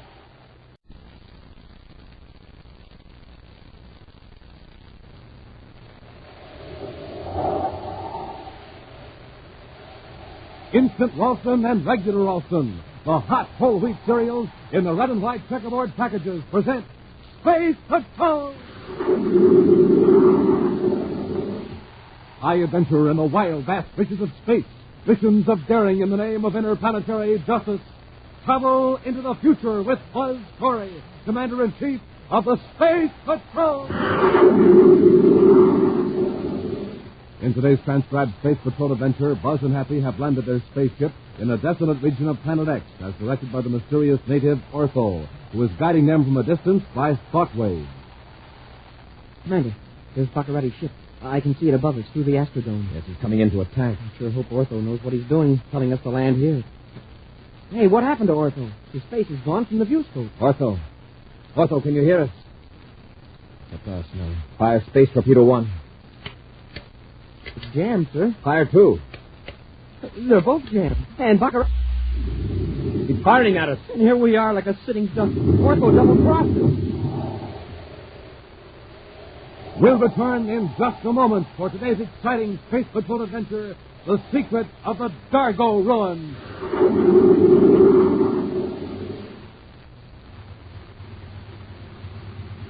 Hi, Space Patrollers. This is Dick Tufeld in Los Angeles watching the trial run of a huge rocket clubhouse.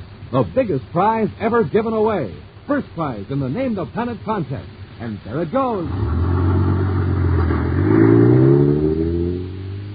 Zooming down the highway, pulled along by an honest-to-goodness motor truck. Say, gang, you know how big that rocket clubhouse is? It's 35 feet long, big as a freight car. You know how much it weighs? A tremendous 10,000 pounds. And you can win the rocket clubhouse, plus a motor truck, plus $1,500 cash just for naming Planet X. Yes, you and your pals can go rolling off to real adventure in a clubhouse with built-in sleeping bunks, electric lights, equipment lockers, even a cooking stove. Gang, just think of living like a real space patroller in your rocket clubhouse on wheels. And talk about fun. Think of those 750 Schwinn varsity bicycles being given away as second prizes. Yes, you've got 750 chances to win a Schwinn, the bike with 3-speed gear shift, 2-wheel handbrakes, and all the other famous Schwinn features. And say, don't forget the 1,000 third prizes. 250 Autosonic space rifles, 250 outer space helmets, 250 Space Patrol emergency kits, and 250 wonderful stainless steel Space Patrol wristwatches. So stand by for the latest news about how to enter your name for Planet X in the Name the Planet contest.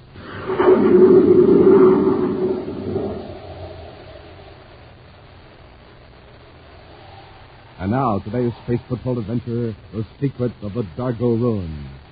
Commander Corey and Happy are now on the man-made planet Terra, where Buzz is organizing a task force for an assault on Planet X. Although Buzz and Happy wrecked Prince Baccarati's delicate and complex defense control monitor in Baccarati's castle, the Space Patrol forces dare not make an all-out attack on installations on Planet X. For to do so would endanger thousands of innocent natives, forced into labor by the evil prince, and also would harm hundreds of skilled technicians held captive on the remote planet. Right now, in the Commander's central office in Space Patrol headquarters, Cadet Happy is sorting out all available information on Planet X installation. Sector 322 chemical processing plant. Let's see, what's about... How you doing, Happy? Oh, it's pretty slow work, sir, but I'm nearly through all the data in File E. And that big blow-up map of Planet X sure makes it a lot easier to fit things into a pattern. You can see now what a big job this is and why we can't launch an attack until every detail is worked out in advance. Yes, sir. Baccarati's got plants and installations scattered all over Planet X. And what a whopper of a planet that is. If this work wasn't so urgent, I'd like to turn it over to a couple of aides and blast off with Jupiter. Jupiter? Yes, Jupiter Patrol just reported the biggest robbery to hit the outer planets in years. More than 1 million credits. Wow. 2 men walked into the home office of Jupiter Expansion Corporation, picked up the credits, and walked out. 6 armed guards just stood around while the bandits helped themselves with the payroll. You mean they didn't even try to stop the bandits? No, and the strange thing is the guards themselves admitted it, with no alibis. That is strange. Payroll is for several hundred construction workers and engineers who have been working on different Jupiter moons for 6 months. And then are due in at Jupiter City tomorrow. Oh, it's on Major Robertson's circuit, Commander. I'll get it here. Corey here. Commander, Jupiter Headquarters Space Patrol new lead on the robbery. Yeah? Space Patrol agent found a gas cartridge concealed in the room near the vault. That might explain why the guards didn't offer resistance. What was it? Diphenazone. Diphenazone? Yeah, that's right. And we got a description of one of the bandits. 4 of the guards positively identified him as Cyclone. Nice work, Robbie. How soon can you take over up here? In about 5 minutes. Good. Corey out. I'm happy you know who was behind that Jupiter robbery. Who, sir? Baccarati. Cyclone was one of his men. But what about the guards? Were they working for Baccarati, too? The guards could be entirely innocent. They were affected by diphenazone. What's that, sir? According to a space surgeon who was among the men we brought back from Planet X, diphenazone is a gas developed by Baccarati's pal, Dr. Malengo. It's odorless and renders the person completely unable to reason. Malengo must have developed some sort of counteractive medicine that made Baccarati's men immune to the gas. No wonder the bandits got away with it so easily. I'm turning this end of our work over to Robbie. You and I are going after Cyclone. Great. But how do we know where to look? Baccarati needs that money to rebuild his defense equipment. From Baccarati's viewpoint, the safest place for that money right now is on Planet X.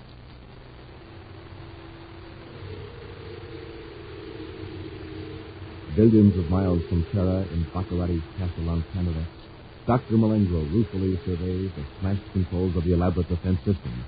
He turns as Prince Baccarati enters from his communications room in the lofty tower. It'll take weeks to repair your Highness. Even if we had the technicians on hand to do the work. We don't have to worry, Malengo. But, Excellency, without our defenses, the Space Patrol can attack Planet X at will. I've just heard from Cyclone. He's on his way here with 1 million credits. What good are United Planet's credits here on Planet X? Don't you see? Conan can hide out here. Then, as my agents make contact with engineers on the other planets, we can pay them to construct new controls. Oh, and bring them here in spaceships. Exactly. They can be made in sections and assembled here in the castle by a few men. The engineers that actually construct the equipment won't even need to know that it will be used against the Space Patrol. Then Conan is coming right here to the castle. No. I ordered him to hide out in the Adargo room, 500 miles to the east. But, Excellency, why should he hide out? Because we can be sure that we won't be getting a visit from the Space Patrol ship. I'm not expecting an attack so soon, but Corey may send a scout ship to see what we're up to. That's true, Your Highness. As a matter of fact, Corey has already blasted off from Terra. For Planet X? I don't know. Our agents couldn't find it out.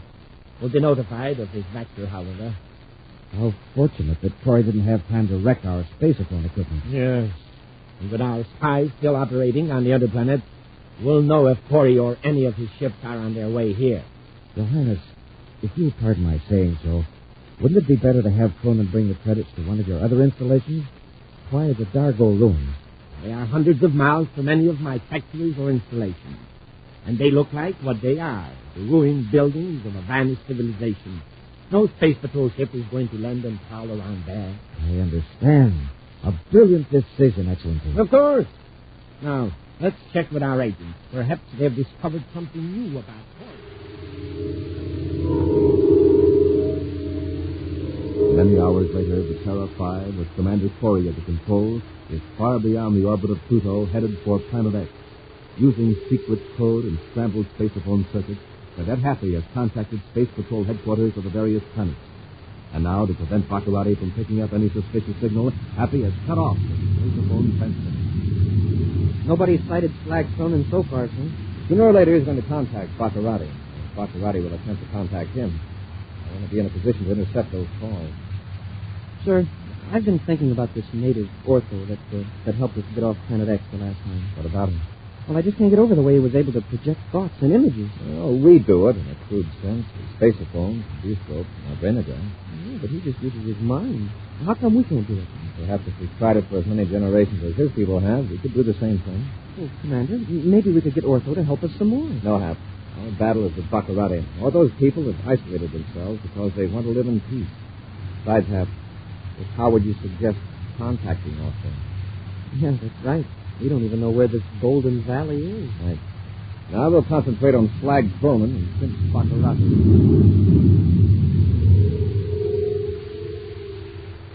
Thousands EUs toward Planet X. A spaceship with a black falcon on its hull prowls the dark void. Intently, Prince Baccarati and Dr. Malengro scan the viewscope. Corey's ship crossed the Pluto orbit hours ago, so he must be coming to Planet X. I wonder what his plan is this time. Well, he won't get a chance to put it in operation, Malengo. You think he's after Slag Cronin? If he is, it's a stupid move. Cronin is already hiding out at the Adargo room. Corey could never find Your him. Highness, look. That thing's out of the viewscope. It must be a spaceship. Maintain this exact distance, and we'll cut on the radar foil in case he picks us up. He'll never be able to pinpoint our...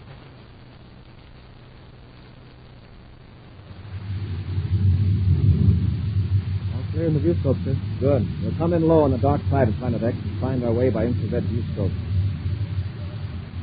My friends from another planet, listen to me. What?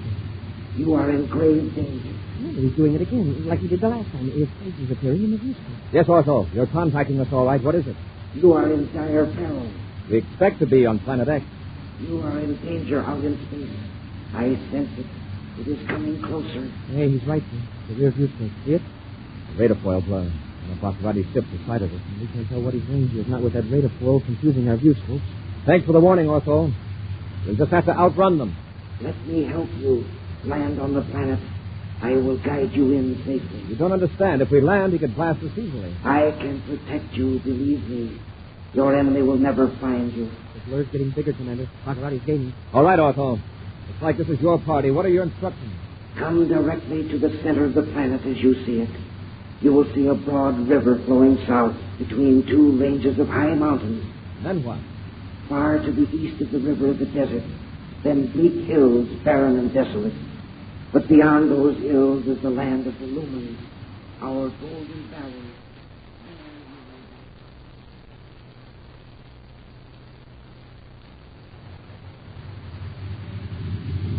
That is fine, my friend. Hold that altitude. There's a barren hill, but I don't see any golden valley. Land your ship just after you cross the hills. Ortho, we don't see anything that looks like a golden valley. It's just a stretch of barren, rocky land. Commander, the ship doesn't seem to be gaining on us, judging by the size of the radar for a blur. Probably waiting to see what we're going to do. Land your ship. Set it down quickly. Commander, I can't see anything in the rear view. In case we might as well follow Ortho's directions. Stand by for landing, Happy. We'll make this quick. Fire nose rockets. Full repeller ray.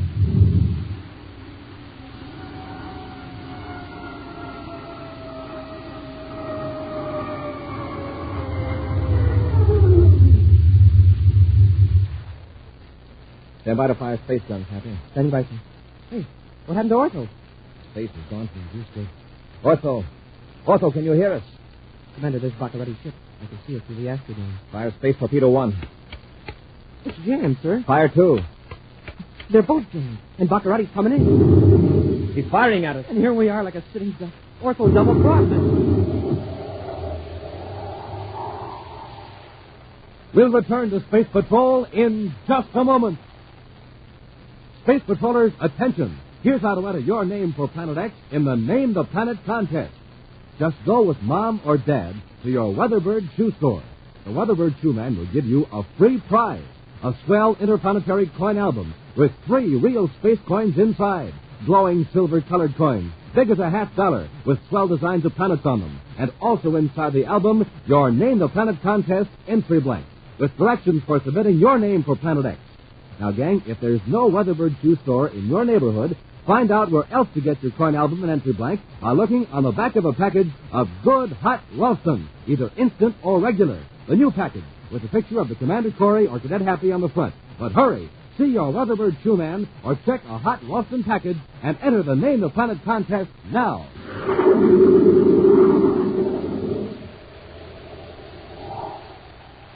And now, back to the secret of the Adargo ruins. Following the instructions of the mysterious native of Planet X, Ortho, the Lumen, Commander Corey and Cadet Happy landed their spaceship on the planet, with Baccarati's ship close behind them. Through his strange power of thought and image transference, Ortho had assured Buzz they would land safely in a golden valley. Instead, their ship is an obvious target on the bleak, rugged ground in the desolate region of Planet X. Evidently abandoned by their would-be protector, Buzz and Happy vainly try to fire space guns at Baccarati as the evil prince rains explosives all around them. In Baccarati's ship, the prince and Dr. Malengro make repeated passes over the Terra 5. You made me miss them again, Malengro. Can't you keep the ship on a steady run? Something's wrong with the viewscope target finder. Well, I'll get them this time.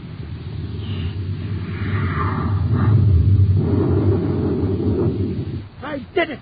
A direct hit. I got Corey at last. Your marksmanship is astounding, sire. You see that?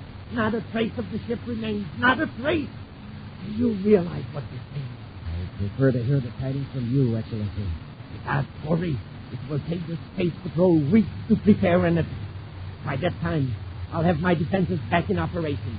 Planet X will again be an impregnable stronghold. Excellent. From then on, I shall resume my plan. Now, let's go to the Adargo ruins and get Flat Cronin and my million credits.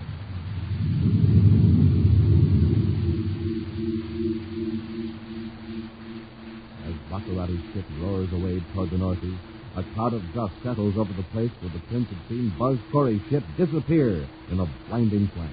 Yet, at this same moment, 2 miles away, Buzz and Happy stand unhurt, peering out of the viewport of an entirely undamaged Terra 5. Captain Rockets. Can you beat that? He fires half a dozen torpedoes and then scoots away. Must be out of ammunition, Happy. What a terrible shot he is. Not that I'm complaining, of course. Did you notice all of his torpedoes hit in the same place about 2 miles away? All I can say is it's sure a lucky break after the way this Ortho deserted us and him in his golden... Commander, look. Just noticing, Happy. A minute ago, there was nothing out there but gray rocks and desolation. Now, trees, grass, and flowers. Beautiful. A golden valley. Well, why didn't we see it before? As if we were so concerned about Baccarati that... Hey, look out there. Someone coming toward the ship. It's Ortho, the same face we saw in the viewscope. Uh-huh. Beard, robe, and all. It looks like he's waiting for us to come out. Let's go, Hap. We owe him an apology. Apology? What for? For bringing us down here so that Baccarati could blast? Leave your ray gun in the ship. I don't think we'll need weapons here. And it might offend Ortho. Yes, sir. But if he tries any more tricks... Let's give him a chance to explain that. Open the hatch. Yes, sir. Before we open the outer hatch, Happy, remember that Ortho can tell what we're thinking. He probably knows I'm telling you this right now. Yes, sir. I understand.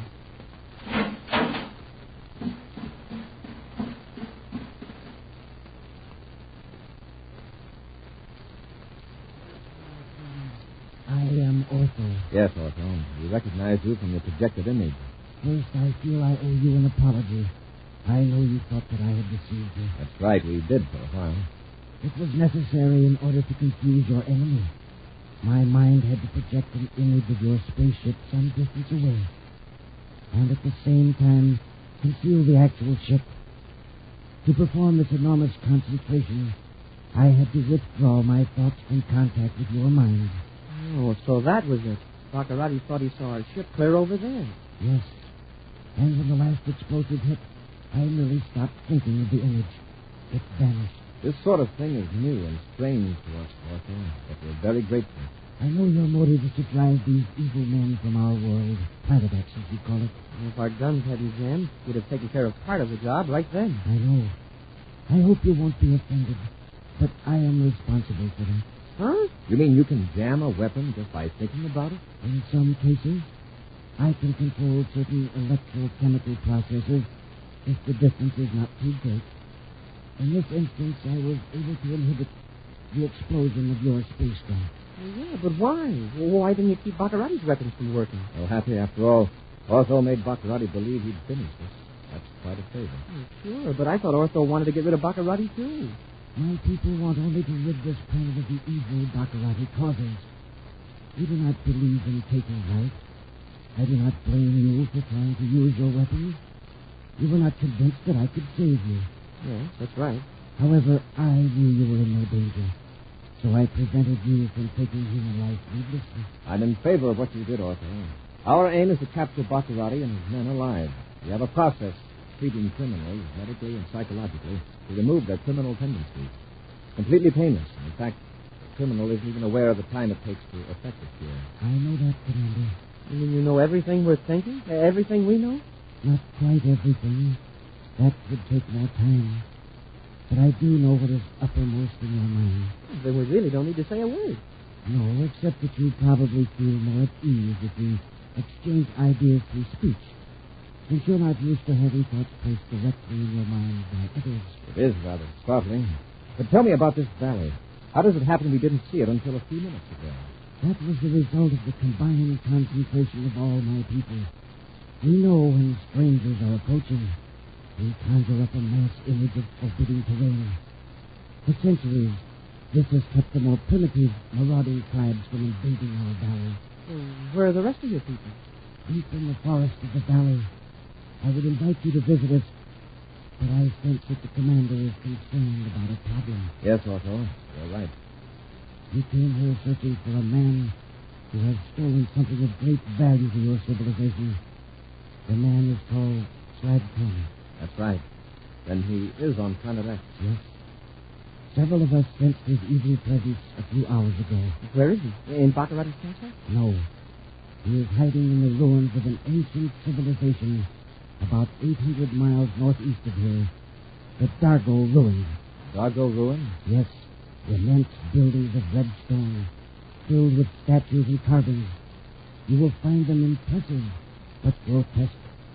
Be very careful, my friend. We will, Ortho. And we're very grateful you saved our lives. But at no risk of my own. You are risking yours to bring peace to our planet. Listen, and I will tell you how to stand.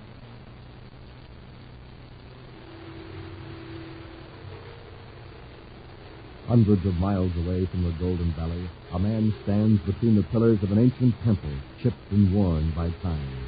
He watches as a spaceship lands beside his own. Two men get out and come toward him up the temple steps.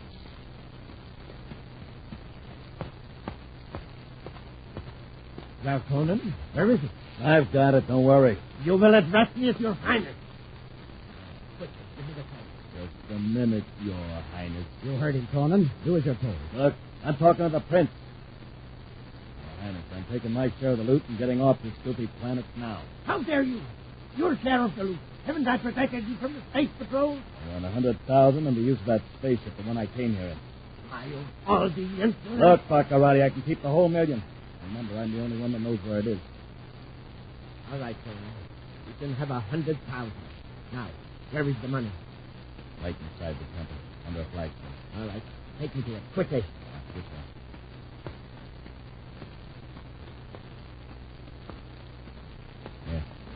Yeah. Under this one. Well, lift it up. Help him, Malengo. Yes,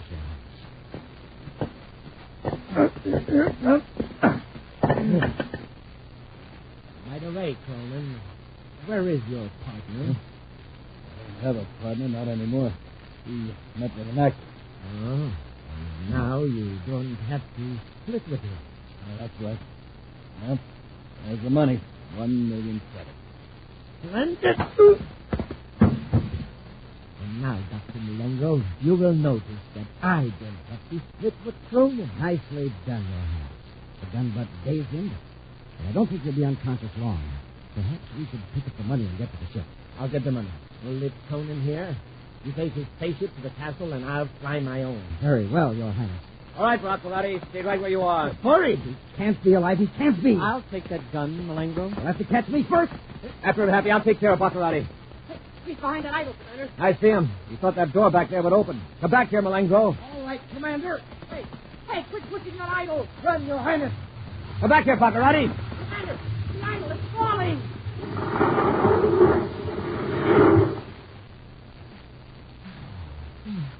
Commander, you all right? Help me roll that. Drug the rock off my leg. Yes, No bones broken. Oh, my ankle. You stay here. I'll grab for Baccarati and Malengo. Hey, look, they're nearly to their ship. Maybe I can stop him with the ray gun blast. It's fired. Mine doesn't work either, sir. We're both knocked down through hell. We're going to fall wreck the gun. Or it's ortho again. Doesn't he know that all these guns would do is to make Baccarati unconscious without hurting him? He may be cutting off all weapons. Because Doggone it, sir. Baccarati and Malengo got away. yes, if we got what we came for. We captured Slag Cronin and recovered the million credits. Let's get Slag back to our ship now. Yes, sir. But what if Baccarati blasted before we get to it? I think our friend Ortho is taking care of that. I bet Baccarati is hopping mad. He was probably counting on this million credits to rebuild his defenses. After we return the money to Jupiter, we'll go back to Terra and plan our attack on Planet X. Look, Commander. Look what's all over the floor. Jewels. I must have been inside the idol. There's a fortune here, standing by the race that built this temple. I'll bet there's more than 1 million credits worth. If Baccarati had known about this, he could have saved himself a lot of trouble. Let's go, Hap. We've got work to do. An action preview of next week's exciting Space Patrol adventure in just a moment. Hi, Space Patrollers. This is Commander Corey. You know, gang, the way I warm up inside when it's chilly outside is with the super cereal that helps to supercharge you. Good hot Ralston. So why don't you try it today? Instant or regular Ralston. Look for them in the new red and white checkerboard packages with a picture of Cadet Happy or me on the outside. Know what you'll find inside? A swell interplanetary space coin. Big as a $50, made of husky plastic with designs of planets on them in glowing space colors. Midnight blue coins, sun gold coins, and jet black coins, too. You can get even more terrific space coins, plus a handsome album to keep them in, along with your Name the Planet contest entry at your Weatherbird shoe store. So hurry, get a package of good hot Ralston today and start building up your space coin collection now. And now, a preview of next week's exciting Space Patrol adventure. Buzz and Happy are in the refrigeration control compartment of their spaceship on a flight to Venus. The air is rapidly leaking from their ship when they discover a gigantic worm clinging to the wall of the ship. Take this bar and knock it loose, Hap. Yes, sir. It won't come loose, and it's as hard as metal. You're right, Hap. And that's what it eats. It's feeding on the Endurium bulkhead. That's how the air's escaping. Smoking rockets, Commander. It's eating clear through the hull. Get into your helmet or it'll suffocate. Be sure to join us again next week for the thrilling story, The Iron Eaters of Planet X, when Instant Lawson and Regular Lawson again present Space Patrol! Space Patrol, created by Mike Moser, starring Ed Kemmer as Commander Corey and Lynn Osborne as Cadet Happy, was written by Lou Houston, produced and directed by Larry Robertson, executive producer Mike Devereux. Other players were Bela Kovacs, Ken Mayer, and Norman Jolly. Dick Tufeld speaking. Now, don't forget to tune in next Saturday and every Saturday when Instant Lawson and Regular Lawson again present Space Patrol!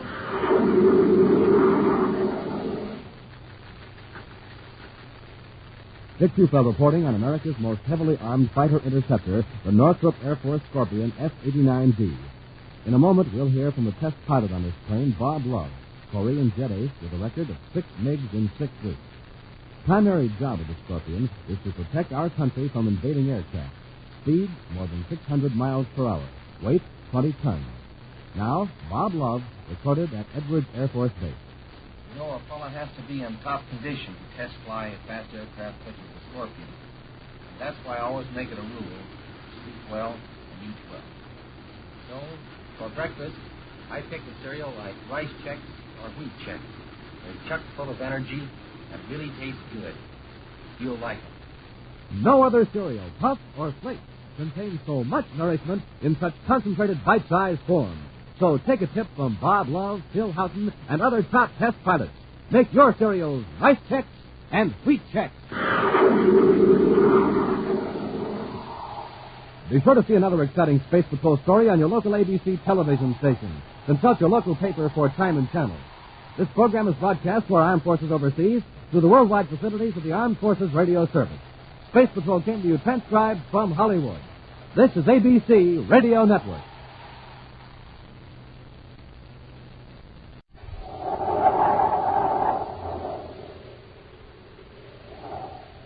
Instant Ralston and Regular Ralston, the hot whole wheat cereals in the red and white checkerboard packages, present Space Patrol!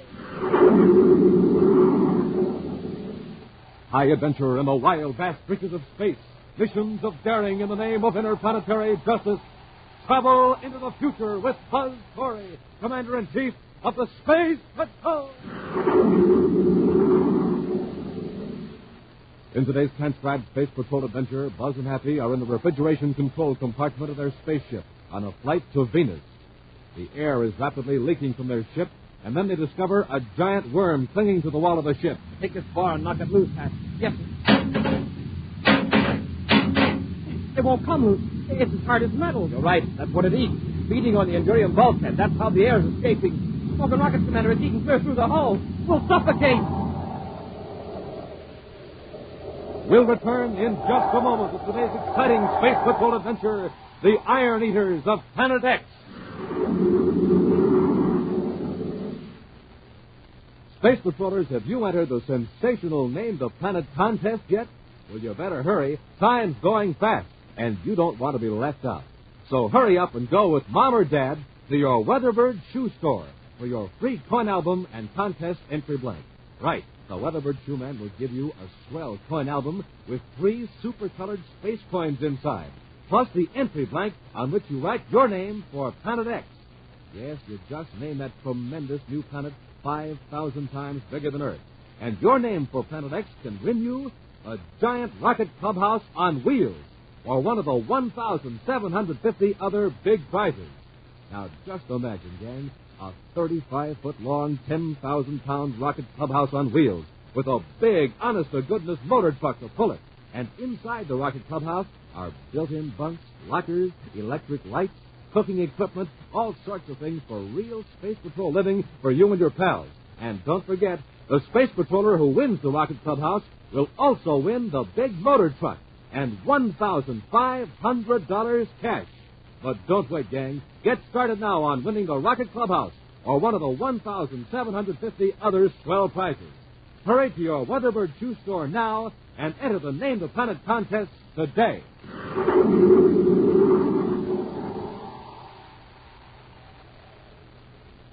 And now, today's Space Patrol adventure, the Iron Eaters of Planet X. For weeks now, there has been no major crime along the space lanes. Days have passed since a Space Patrol ship has reported even so much as a sighting of spacecraft approaching or leaving Planet X. Patrol ships ordered in close to the giant planet have made swift, daring scanning flights over known installations and have returned with identical reports. No new or suspicious activity. But still, Commander Corey holds firmly to his policy of constant vigilance. And then one day, a patrol ship spacephones a report that justifies the commander's alertness. In his central office on the planet Terra, Buzz hands a copy of the report to the head. Planet Radiation Space Sector J14, Planet X. Nuclear reactor in full operation. 2 power radiation towers focused southeast and south. Well, that's why things have been so quiet, Happy. Baccarati's in his own backyard cooking up trouble. That nuclear reactor, he can cook up plenty. I wonder what he's using it for. Take a look at this map of Planet X. Those thin green lines show where Baccarati's beaming the power from his reactor. One beam goes toward his biggest spaceship, and the other is aimed toward a mining region. See what that means? You can speed up production of spaceships and war materials. Exactly.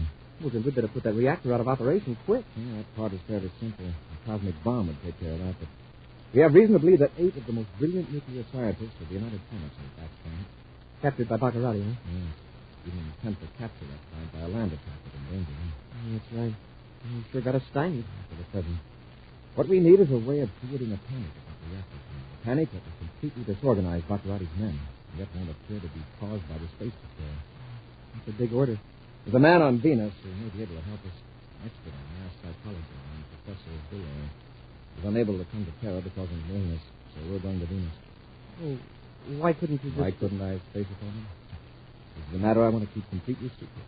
Yeah, with Baccarati's spies still around, he might intercept the spacephone message. Right. Let's get over to the spaceport supply depot, Hank. Oh, your appointment with Bert Gank. Mm-hmm. He's the new civilian supervisor in the ship's supply section. Just a courtesy call, but it might help him to let him know that Space Patrol understands his problem. Well, he'll probably have plenty. The last man on that job couldn't take it after this trouble with Baccarati started. Bert Gant's a younger man, Hap. Let's hope he's a capable one.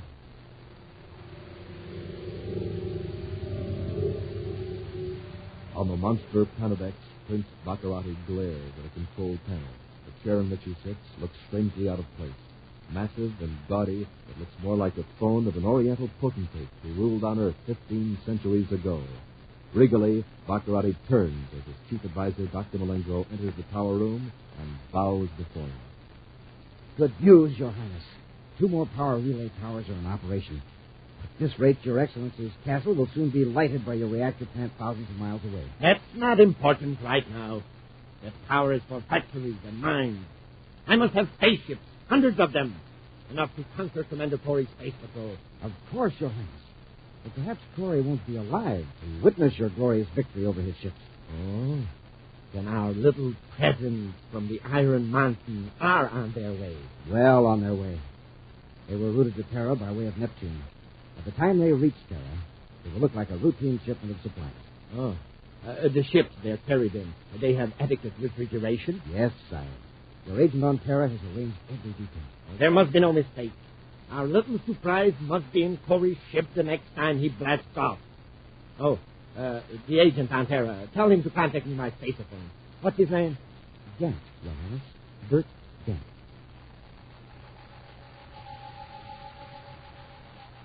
In an office of the Spaceport Supply Depot on Terra, Buzz Corey and Cadet Happy are having a friendly chat with the new civilian supervisor amid the murmur of a battery of auditing machines. Yeah, I'll be blasting off for Venus in a few hours. You'll be working closely with the supervisor of Venus City Spaceport. I'd like to have you come along and meet him. Go with me? Yes, I don't intend to be away long. But I'm just getting into the swing of things here. To leave now... I know how you feel, but from past experience, I know that first-hand knowledge of the situation on Venus will make your work much easier here. Commander, this is wonderful. I'd like nothing better. But the fact is, my doctor has cautioned me about space flights while I'm under treatment. That's different. Nothing serious, I hope. A temporary condition. I had a minor operation a few weeks ago. Some other time, then. If that happen, I will get out of here now, Mr. Gant, and let you get back to work.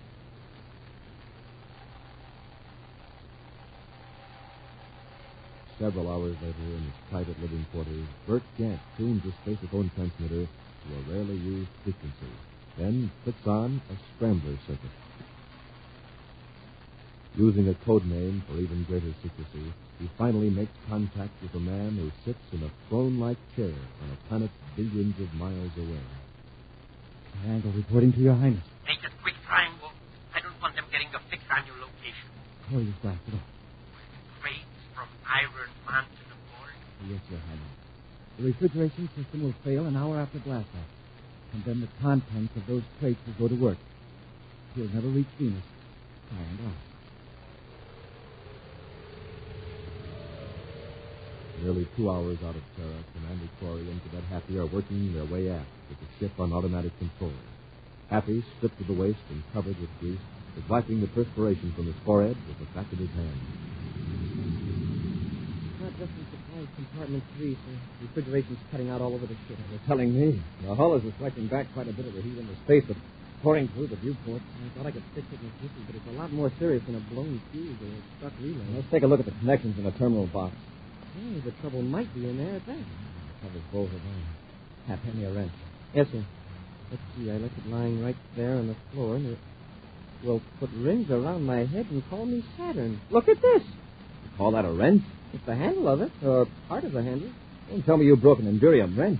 Who, me? Let me see that. Yes, sir. It's as though it had been cut with an atomo toy. It did cut a wrench. Besides, there's nobody else aboard to cut it. We'll worry about it later. Get me a wrench out of the toolkit. Is that around here? Yes, sir. I had it right over here. The toolkit's gone. Hey, Commander, I know you think I'm space happy, but it's true. I lugged it in here and set it down. Somebody must be aboard. A stover. We'd better... Hold it, Happy. What's down there? Are those the plastic handles of some of the tools? It's an orifice. But they are all right. I think you're right about a stowaway. And he made the reefer system talk out. Wait till I get my hands on him. Commander, what's that? Up there in the bulkhead. It looks like a big welt in the metal. But, Commander, it's moving. I think I saw it move. You're right. Crawling along like a worm. A gigantic worm. Where did that thing come from? A worm as long as your arm. There's another one. Lower down on the other bulkhead. Hey, our stowaway brought them aboard to keep us interested while he wrecked the ship. No, Hank. These are the stowaways. Huh? Look at the metal bulkhead. Pitted where they crawled. Hey, that's Endurium. How could a worm make any impression on a sheet of Endurium? Because that's what they eat. What? That and other metals. That's what's happened to the tools. Hap, get that rod. Yes, sir. Here it is, sir. You can knock them off with that. It's coming loose, sir. Yeah, now get the other one. Well, come loose. It's stuck tight. Wait, Hap. Lean close to it and listen.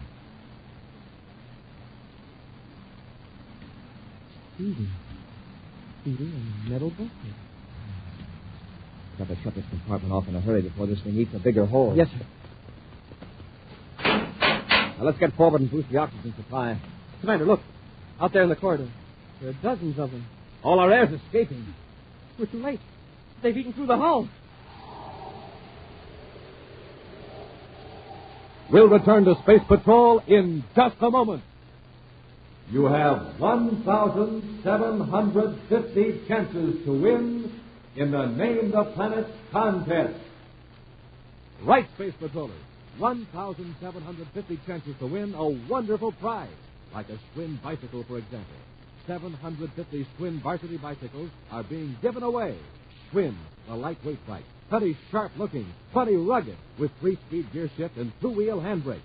And listen, you have 1,000 chances to win a beautiful Space Patrol wristwatch, or a super-powered autosonic rifle, a streamlined outer space helmet, or a valuable Space Patrol emergency kit. And remember, every Space Patroller can get a free prize. Just have Mom or Dad go with you to your Weatherbird shoe store for your free space coin album. Now, inside it, you'll find your Name the Planet contest entry blank and 3 space coins. Terrific coins. Big as a $50, with designs of planets on them in starlight silver. So good-looking, you'll want to get more and build a real space coin collection. And here's how. Inside every new package of good hot Ralston, you'll find another swell space coin to add to your album. And on the outside of every new hot Ralston package, directions for entering the contest in case there's no Weatherbird shoe store near you. Look for the package with a picture of the Commander or Cadet Happy on the front. So go to your Weatherbird shoe store for your free coin album, get a package of good hot Ralston with a free space coin, and enter the Name the Planet contest now.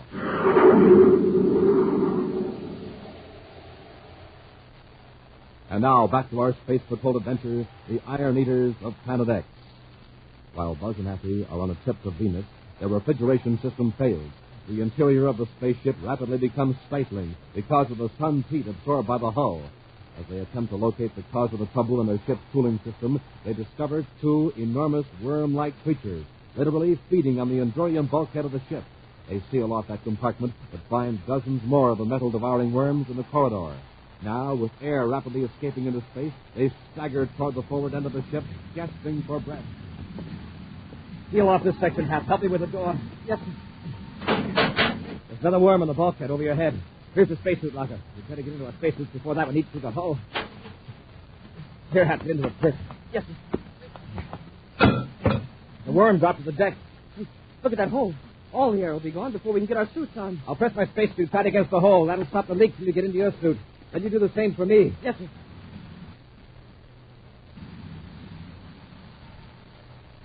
Fighting against blacking out from lack of oxygen, Happy struggles into his spacesuit.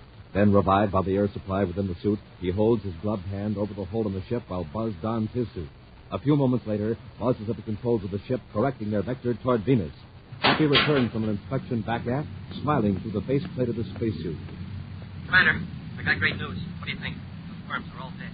We can seal up the holes in the ship, cut on the air supply. All right, Hap. We'll seal up the holes, but we'll keep the air turned off until just before entering the Venus atmosphere. Yes, sir. But why? For 2 reasons. There's no air in the ship. The interior is now as cold as outer space. That's a bonus with our refrigeration system out of order. Yes, sir. But what's the second reason? The worms. How do you know they're dead? Well, they died when the air left the ship. Perhaps it was the cold that affected them. To make the ship warm again by bringing the air up to normal pressure, they might thaw out. Keep it cold.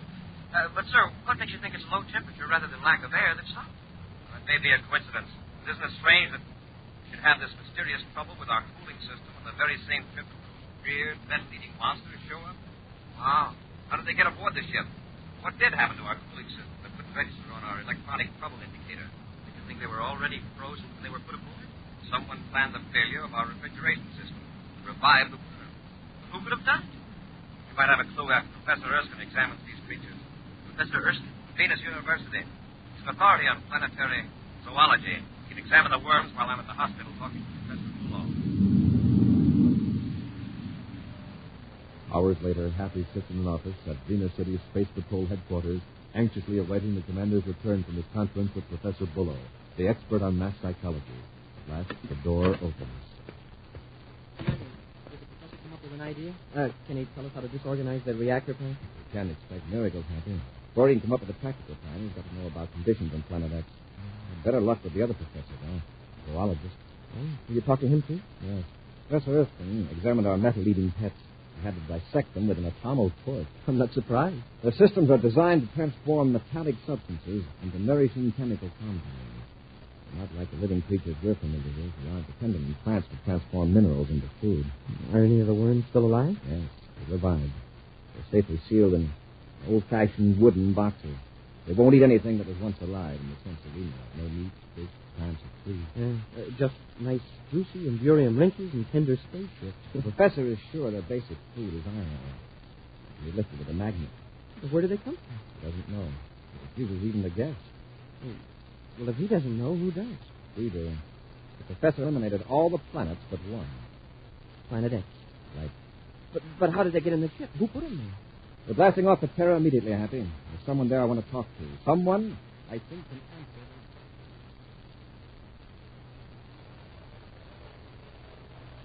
Meantime, in Prince Baccarati's castle, His Highness is receiving an urgent spaceable message from Terra. Unscrambled, a frantic voice is earnestly pleading. Something went wrong, Your Highness.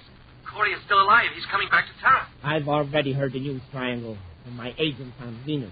Question me. He probably suspects me as it is. If he gives me a brainograph test, he'll know everything. You've got to protect me. Don't worry. Corey will never question you. I'll order one of my other agents on Terra to take care of you. His name is Brugger. Now, don't worry. Thank you. Thank you. Baccarati out. Yes, Brugger will take good care of Bird Gant, the incompetent bungler. Back on Terra in his private quarters, Bert Gant paces the floor nervously. In a corner is a bag packed with a few belongings. At the sound of footsteps outside his room, he stops pacing, eyes staring wildly at the door. And then... Who is it? Over there. Oh, Tom, wonderful. I've been worried. My bags are all packed. I'm ready to go. Put it down, Gant. You aren't going anywhere. But His Highness said you would take care of me. That's right. With this. No. No, don't shoot me. This is all a mistake. Yeah. You made it. His Highness doesn't like bunglers. There are other people in the building. They'll hear the gun. It's silent. Now lie down so you won't panic. No. No, Brugger, please. Drop it, Brugger. Huh? I said drop it. He came just in time. Came just in time. You know what he was going to do. Yes, I know, and I know why he was going to do it. What do you mean? Don't play innocent, Gant. You supervised the loading of my ship. You saw to it that those metal-eating worms were loaded into the refrigeration compartment in metal boxes. Really, you fixed the solenoids and the magnetic heating exchange pump so they conked out. As the ship warmed up inside, the worms thawed and ate their way out. I did do it. Honestly, Commander. You had it done then. Baccarati's orders. That's why you were afraid to come to Venus with me. You never had a minor operation. I had your record checked. I had to do it.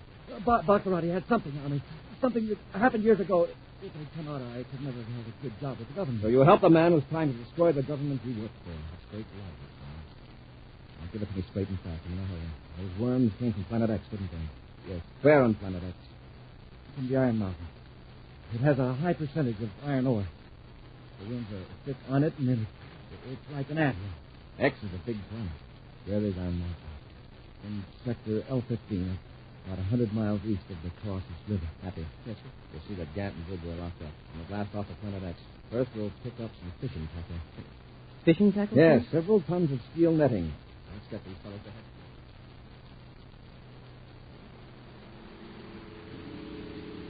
Many hours later, the Terra 5 soars over the surface of gigantic Planet X. No enemy ships challenge them because Baccarati's warning system, destroyed by Buzz and Happy on a previous foray, is still virtually useless. Mile after mile of the vast planet rolls under them. And then, finally, a barren peak looms blackly ahead against the setting sun. That must be Iron Mountain, sir. It's checked with the grid coordinates. Notice it's not a growing thing for hundreds of miles, not even a weed. The metal-eating worms have this area all to themselves. They can have it. All right, Hatton, we'll cut our velocity and get ready to land at the base of the mountain. Open the bomb bay.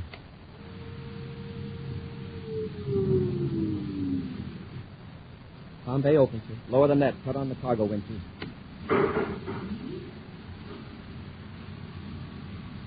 That's enough. Now, when we land, a tangle of steel netting will be stretched out on the ground several feet behind the ship. Stand by to cut rocket. Standing by.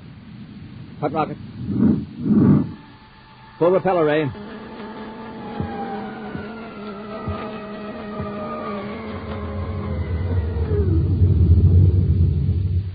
What's to keep them from attacking the ship? Repeller ray. A half unit ought to keep them away. Won't lift the ship. I'm worried about the cables holding the net to the ship. Those are steel, too. They're covered with thick plastic. It's organic material, not mineral. The worms won't touch those cables. Commander, they're crawling to the net already. It's almost as though they could smell it. We'll wait till they get a good haul, then we'll blast off.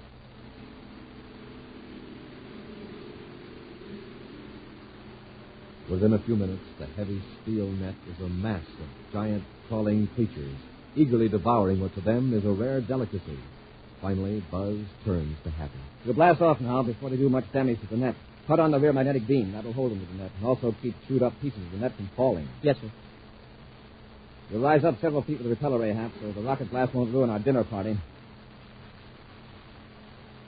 Fire rockets. Cut repeller ray.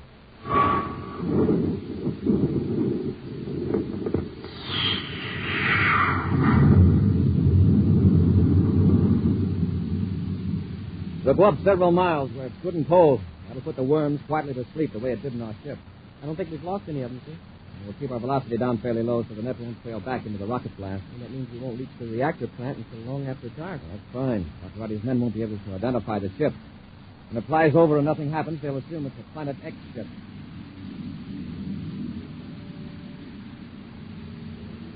High above Planet X, the Terra 5, with its strange cargo dangling beneath it, roars toward the nuclear reactor plant through the utter blackness. Then through the infrared viewscope, Happy sights two tall metal towers rising several hundred yards from a group of massive buildings. There it is, sir. I'm going to fly as close to those towers as I can so the net won't have to fall far. Professor Erskine assures me that the worms are practically indestructible and have absolutely no sense of pain. Still, I'm going to make it as easy as possible. The net's just a few feet off the ground, sir. All right, Hap. I'm going to fire nose rockets and apply the repeller ray. For a couple of seconds, we'll be hovering right next to the towers. Be ready to release the net. Yes, sir. Cut it loose. All clear, sir. Let's get away from here.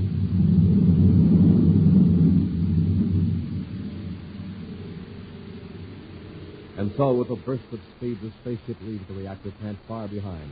Then, using the row of hills to the east as a shield, returns and lands to wait developments. If the ship has alarmed the personnel at the reactor plant, there is no sign. Hours pass. Then, in the dim light of dawn, black lumps on the ground begin to move. The chill of outer space is leaving their bodies, and they awake. They munch contentedly on strands of the steel net, as though it were soft spaghetti. Soon, the net is gone, and they crawl toward the Endurian towers. There is no hurry, no greedy scrambling. There is food for all, hunger. The towers continue to radiate their tremendous, invisible energy across Planet X. And in the glowing lights on top of the hill, Buzz and Happy watch. Then, suddenly, Happy exclaims, Wow. See that flash of light? The worm from North cross trace in one of the towers. It fell and cut through a heavy power line from the generators. Hey, the crew is coming out of the buildings now. Yeah, screaming out. Hey, look at them scatter. And no wonder the towers are buckling. The men are in no danger, but they don't know it. There go the towers.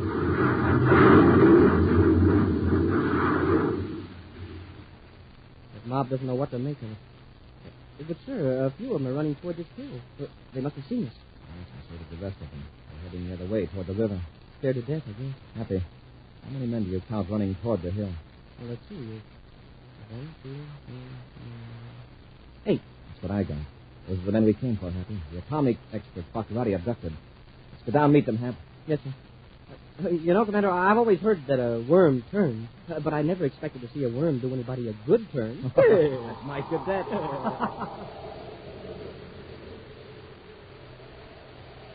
An action preview of next week's exciting Space Patrol adventure in just a moment.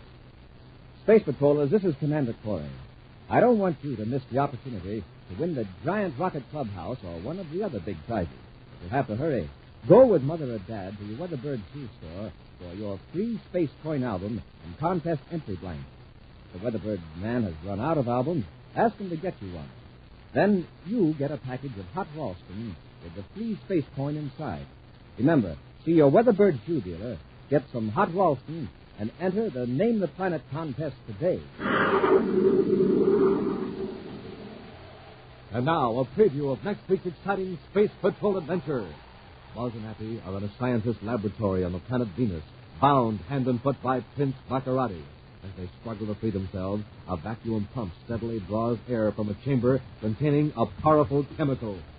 Keep struggling, Happy. You've got to cut off that pump before the chemical explodes. The cord is digging into my wrist. How much time have we got? It'll go up when the indicator reaches 1/100th of an atmosphere pressure. 100? Smoking rockets is almost that right now. The ropes are so tight I can hardly move. Be sure to join us again next week for the thrilling story, Cyclone in Outer Space, when Instant Ralston and Regular Ralston again present Space Patrol! Space Patrol, created by Mike Moser, starring Ed Kemmer as Commander Corey and Len Osborne as Cadet Happy, was written by Lou Houston, produced and directed by Larry Robertson, executive producer Mike Devery. Other players were Bela Kovac, Ken Mayer, and Norman Jolly. Dick Tufel speaking.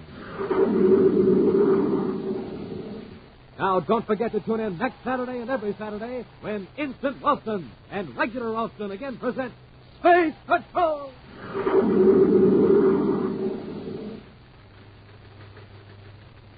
This is Dick Tufeld in St. Louis reporting on the twin-jet Air Force fighter, the McDonnell Voodoo XF-88A. In a moment, we'll hear from the noted test pilot who flies this plane, Phil Houghton. Speed of the Voodoo is a military secret, but it's plenty fast.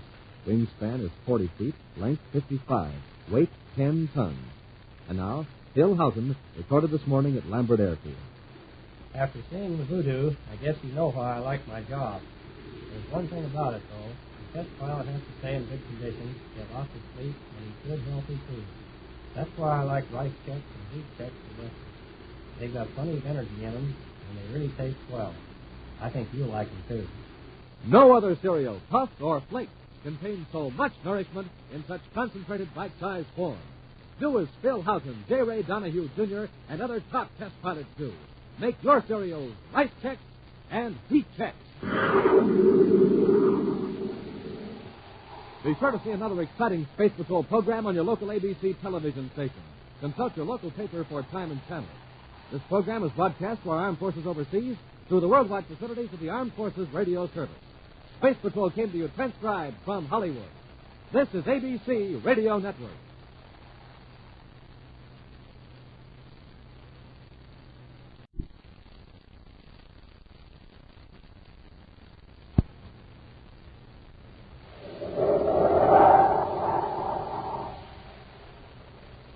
Instant Ralston and Regular Ralston, the hot whole wheat cereals in the red and white checkerboard packages, present Space Patrol! High adventure in the wild, vast reaches of space. Missions of daring in the name of interplanetary justice. Travel into the future with Buzz Corey, Commander-in-Chief of the Space Patrol!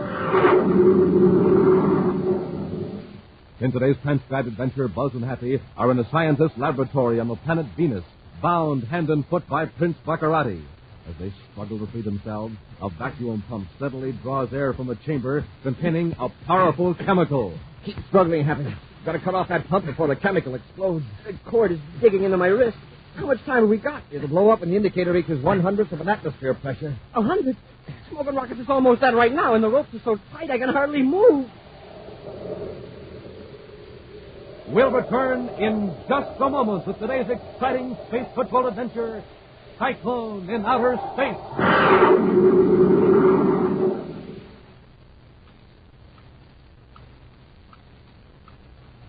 Time is running out, Space Patrollers.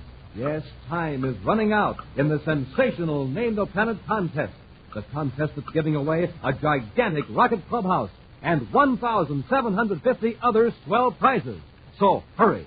Get Mom or Dad to go with you to your Weatherbird shoe store for your free space coin album. Now, inside the album are 3 silver-colored space coins and your Name the Planet contest entry blank. The blank for entering your name for Planet X.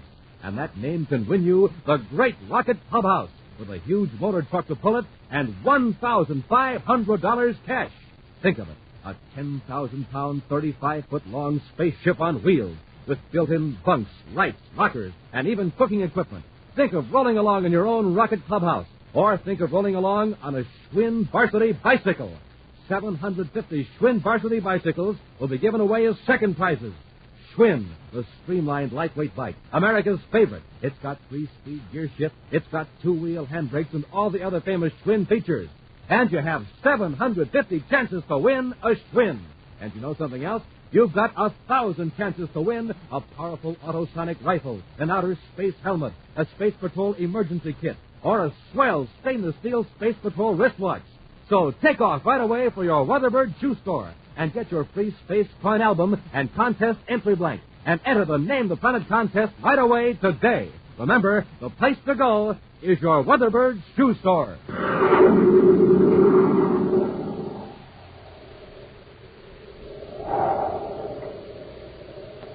And now, today's Space Patrol adventure, Cyclone in Outer Space. In all the universe, there is no place more full of tension and fear than in the castle of Prince Baccarati on Planet X. With his plans for conquest of the solar system thwarted at every turn by Commander Corey of the Space Patrol, His Highness has been taking out his rage and frustration on his men. And most uneasy of all is Baccarati's chief henchman, Dr. Malengro, whom the Prince holds responsible for the repeated failure of his schemes for aggression. For a week now, Malengro has feigned illness rather than endure the constant abuse heaped upon him by the evil Prince. But today, he has asked for an audience with His Highness in the tower room of a huge castle. Well, Dr. Malengro. So you still live here at the castle, do you? I was beginning to think you had gone to Mercury to teach folk dancing or some other art worthy of your great ability. Humble apologies, Your Highness. I've been ill. So I have been told. In spite of my illness, I have not been idle. In fact, I have some very interesting information. I'll be the judge of that. Just give me the facts. Your Highness, I have discovered the perfect weapon. A weapon that will not only make it impossible for the Space Patrol to reach Planet X, but also will enable you to strike any planet of the solar system at any time, any place. Just what is this weapon? It is called a torque ray. Torque ray? What's that? It is a ray that literally twists matter apart, molecule by molecule, atom by atom. The gun that fires it hurls a ring of turbulent force through space at the speed of light. Spaceships can be destroyed the instant they're sighted. One blast of the torque ray could tear a hole in an atmosphere shell. A barrage could level the largest city in the universe in a few seconds. And this force is like a tornado or a cyclone moving with the velocity of light. Splendid. How soon can you get these torque ray machines into production? That is difficult to say, sir. I want 24 of them immediately. Pull my top engineers off of all the other jobs if necessary and get into production. But, Your Highness, I don't know how to build a torque ray machine. I know nothing of the principle involved. Then what have you been blathering about for the last 5 minutes? I'm trying to explain, Your Highness. You see, this device was invented years ago by a scientist named Cyrus Kennebec. I read about it in a 45-year-old issue of the United Planets Science Bulletin. What? Well, the Space Patrol must have the torque ray. No, Excellency. The weapon was outlawed shortly after it was secretly demonstrated on Saturn's moon number 2. Because government officials decided that such a powerful weapon was not needed to preserve the peace and might tempt lawless persons to try to get the secret. Do you mean to tell me that there is no torque ray in existence? The authorities asked Kennebec to destroy his working model. Where is this Kennebec now? Is he still alive? I have already checked on that matter, Excellency. He is in retirement on Venus. Get him. We'll force him to build some torque ray gun. May I suggest caution, Your Highness? Sometimes it is difficult to force men of integrity to betray their governments. Then we'll trick Kennebec. I'll do it myself. I'll make him think he's working for the government. But, sire, he may have heard of you. You don't think I'm stupid enough to go to him as Prince Baccarati, do you? Get me all the information you can, Malengo. I'm blasting off for Venus. Meantime, in his central office on the man-made planet Terra, Commander Corey carefully examines an instrument from the control panel of a space cargo ship. Standing beside the commander are Cadet Happy and Major Robertson, the chief security officer. This is the worst piece of workmanship I've seen in years. How did it ever pass inspection, Robbie? Well, same old story, Commander. Built well enough to pass the test, and after a few weeks, the elements begin to deteriorate. Well, I'd hate to depend on that cosmic ray detector in any ship I was flying. Right now, hundreds of passenger ships and freighters are out in space with instruments just as bad, or even worse. Have you been able to trace the manufacturer of this piece of junk, Robbie? Yes, sir. It's a bootleg outfit on Saturn. They're not only guilty of selling inferior equipment, but they're infringing on patent law. Oh, stealing from inventors, huh? There's a clear case of infringement on this cosmic ray detector, sir. Cyrus Kennebec holds the patent. Kennebec? You know him, Commander? Yes. Kennebec has given away dozens of inventions just to make space travel safe. He could be a rich man today if he'd patented all of his inventions. This is one case I'm going to take up personally. I'm going to see Kennebec and persuade him to bring suit. In a small but well-equipped laboratory on the planet Venus, Cyrus Kennebec intently goes about his experiments, apparently oblivious to the presence of a large, important-looking man who has introduced himself as Pasco Zarini, head of an interplanetary contracting concern. Mr. Kennebec, it's very difficult to talk with that vacuum pump going. Could we step into the next room for a moment? Just a moment. I'll cut it off. Ah, that's better. Let's complete this experiment later. Mr. Zerini, I've discovered a fascinating chemical compound. That's right here in this container. Yes. Now about this You know, matter. under ordinary atmospheric pressure, you heat it, freeze it, throw it around, and it's perfectly harmless. But in partial vacuum, it becomes a powerful explosive. The critical point is 1/100th of an atmosphere. You mean you got some of that stuff in that vacuum chamber? Oh, yes, a microscopic quantity. Not enough to be dangerous. Let's sit down on that desk, Mr. Zerini. Here's my cane. It's hanging on the test tube rack. Yes, of course. I hurt my ankle the other day. Confounded nuisance.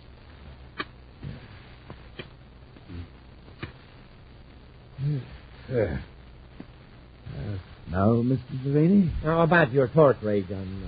That whole thing, it was outlawed years ago. Yes, I know. But as I told you, the United Planets government has given me a contract to build a new spaceport on Neptune. We've got to level several square miles of land. With atomic earth-moving equipment, it would be very expensive. Your torque ray could do it quickly and cheaply.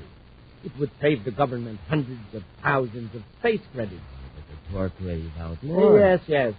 But I can straighten that out. I've already talked to several officials high up in the United Planets government. In fact, I have here an authorization from the Assistant Secretary General. If you'll just look at that, Mr. Kennebec. Well, in that case, that's different. How long will it take you to draw up the plans and specifications for the pilot model? Since you're working for the government and the machine isn't outlawed anymore, I guess I can tell you. I never did destroy the plans or the demonstration model. Huh? You mean there's a torque ray gun already in existence? Yes. Of course, it's been disassembled. Nobody but me could put it together. How long will it take you to assemble it? About 6 hours if I would. Did I pick it out tomorrow? Don't see why not. Splendid. Naturally, I wouldn't think of turning such a powerful machine over to an experienced man. I'd like to pay you for your services as operator of the torque ray, if you can get away from that. It's been years since I've been on Neptune, Mr. Zerini. I'll be glad to go. The next day, a very tired old inventor sits in his laboratory listening to Commander Corey and Cadet Happy. Take a look at that, Mr. Kennedy. Yeah. Recognize that, sir? It's my circuit, all right, but the workmanship, the material. It's a crime, a downright crime. Exactly. Will you cooperate with us in closing down these crooked manufacturers? I don't mind their using my design, if only they did a good job. This thing could result in serious injury, even loss of life. Certainly I'll help you, Commander. I knew I could count on you. You'll have to wait a week or so, however. I'm helping construct that new spaceport on Neptune. Your spaceport? Yes, the new government project. What government project? Excuse me, Commander. That's probably the contractor now. Where's that confounded cane? Oh.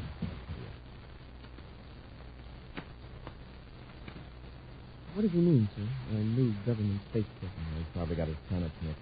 Some new construction going on. Mercury City port, but nothing on Neptune. Come right in, Mr. Zerini. Everything's all right. Splendid, Mr. Kennebec. Commander, the voice, it sounds just... See this brain machine of yours. Baccarati. Don't move. Either of you. Kennebec makes a good shield. What's going on here? Let go of him, Baccarati. I said don't move, Corey. Oh. Let go of me. All right, Kennebec. Do as I say, or I'll use this paralyzer ray on you. That's right. You might as well know it now. I'm taking you and your torque ray to Planet X. No, you can't do that. Oh, can't I? First, I'm going to make sure that Corey doesn't follow us. Kennebec, get that big container of your new chemical and put it in the vacuum chamber. Go on, get moving before Corey and the cadet revive. What are you going to do? Just do what I tell you, or you'll get what they're going to get. I'm going to tie them up, just in case that ray charge wears off. By the time this lab blows up, I'll be on my way to Planet X. Baccarati, listen to me. You can't do this. Open the chamber. Put the chemical in. Hurry, Kennebec, or do I have to get rough? No. Now, close the chamber tight. Do you realize what you're doing? Of course. I'll turn on the pump. slow speed.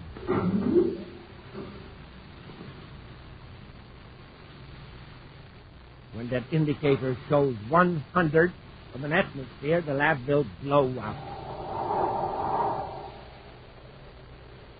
We'll return to Space Patrol in just a moment. They're coming to Earth. Coins from outer space. Terrific space coins, big as a $50, with pictures of planets on them in glowing space colors. Gang, space coins are so good looking, you'll want to collect them and trade them with all your pals. And space coins are free. Yes, sir, you get one in every new package of good hot Ralston. And you can get 3 more special silver-colored space coins and a swell album when you see your Weatherbird shoe dealer to enter the Name the Planet contest. So start building up your collection of those super space coins now and be the first in your gang to have a whole album full. Just get Mom or Dad to go with you to your Weatherbird shoe dealer. Tell the Weatherbird man you want your free coin album and 3 special space coins. If he's run out of albums, ask him to get you one. And remember, inside that album, you'll also find your Name the Planet contest entry blank. And inside of every new package of good hot Ralston, you'll find another free space coin. That's the new hot Ralston package with a picture of Commander Corey or Cadet Happy on the front. But hurry, no time to waste. Get hot Ralston and see your Weatherbird shoe dealer today.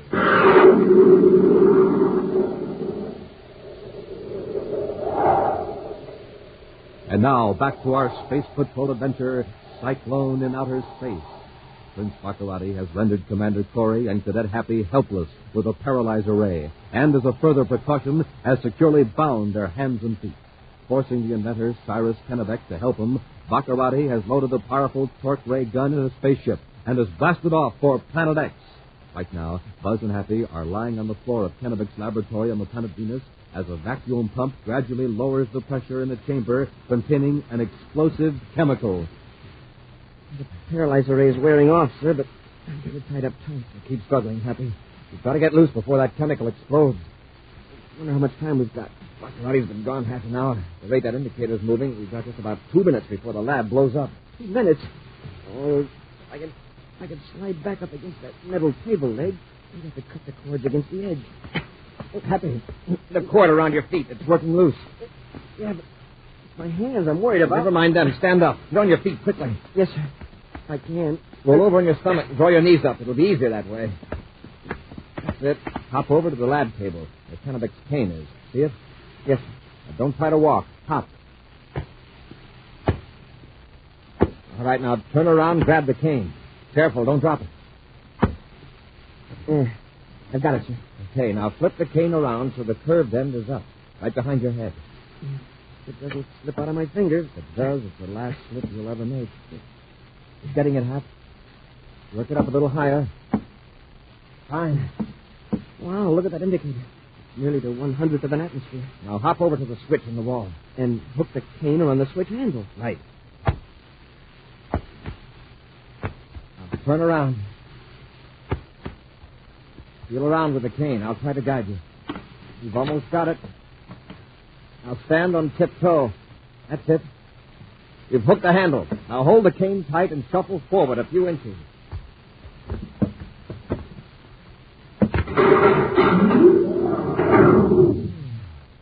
Good boy. A few more strokes of that pump.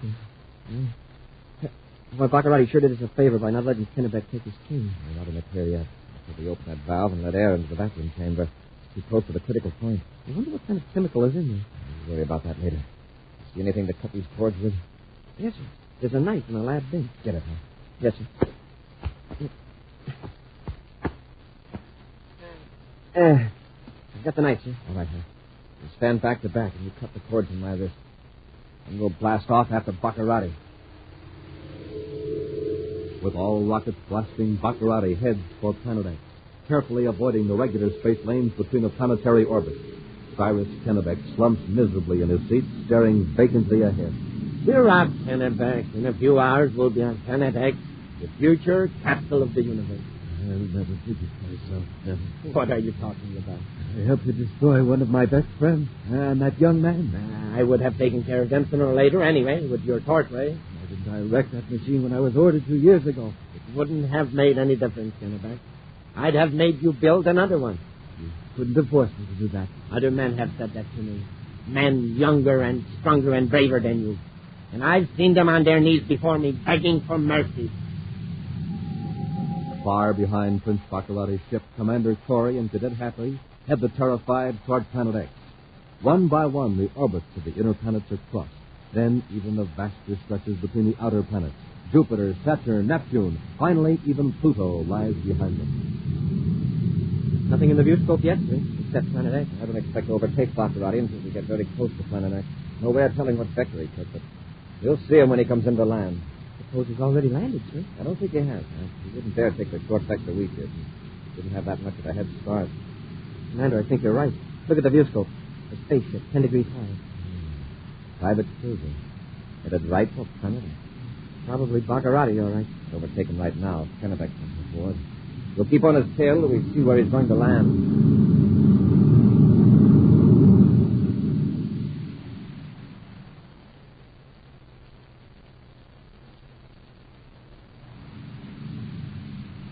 Pretty near there, Kennebec. In a few hours, you'll be at work, making more torch rays. I've told you, Baccarati.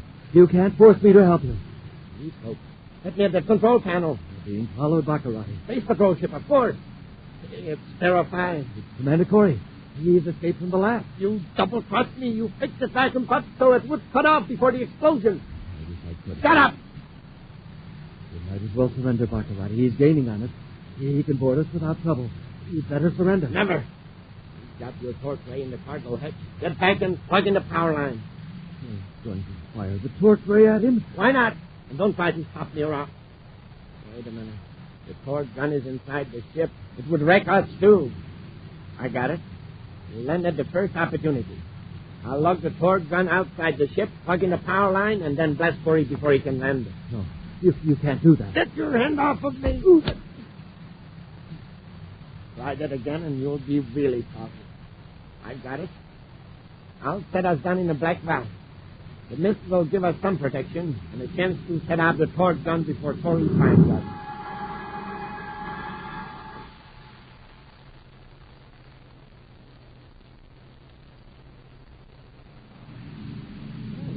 He isn't going to the castle after all. He's going to land. Maybe he has trouble with his ship. He seems to be heading for that big peak rising up above the mist. The one with the crater on it. Probably an extinct volcano. Uh-oh. He's disappeared. Put on the infrared viewscope, being happy. He dived into the mist. He's playing it smart. If he knows that valley, he might be hard to find. Just keep looking. Skillfully, Prince Baccarati maneuvers his ship to put the mountain peak between him and Buzz Corey's ship. Then he plunges into the mist-covered valley. A moment later, he lands the ship on the valley floor. At gunpoint, the elderly inventor is forced to help Baccarati remove the torque gun from the cargo hold and set it up on a sturdy tripod just outside the spaceship. Seconds later, Baccarati has connected a power line from the gun to the ship's electric power supply. And as the Terra 5 circles overhead, Baccarati stands ready, peering up into the swirling mist. Just stand over there and don't move, Kennebec. I must congratulate you on this torch gun. Beautifully balanced. A child could operate it. Baccarati, listen to me. Don't fire that gun. Shut up! Cut it out. We'll be coming in for landing very soon.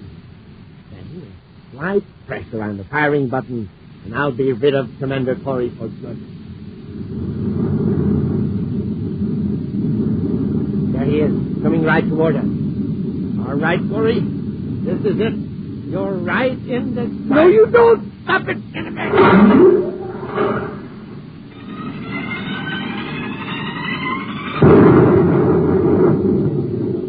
You idiot! You knocked the gun over! You missed Corey. You missed him. He's coming in for the landing. What's the noise? You blasted the top off the crater. The volcano. It's erupting. All right, Kennebec. This is what you get for meddling.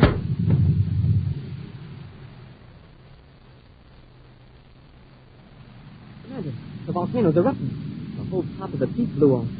Wow, look at that lava pour down. We'll have to settle our business with Baccarati in a hurry. Stand by to land. Standing by. Commander, Baccarati's blasting off. We're landing anyway. Look down there. He's left Kennebec behind. Why, that dirty space rat. We're going to have to move fast. Have cut rockets. Full repeller ray.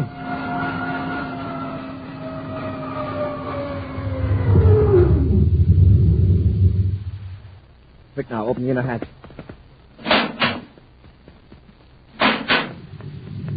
Wow, feel that heat. Down the ladder, quick. Hey, where's Kennebec? Smoke is so thick. Over there. He's collapsed. Yeah, I see him now. Commander, the hot lava, it's tearing up the trees and pushing rocks along. You can admire the scenery later. Give me a hand with Kennebec. Yes, sir. Quick now, head back to the ship and watch your step. If we go down, we won't get up again.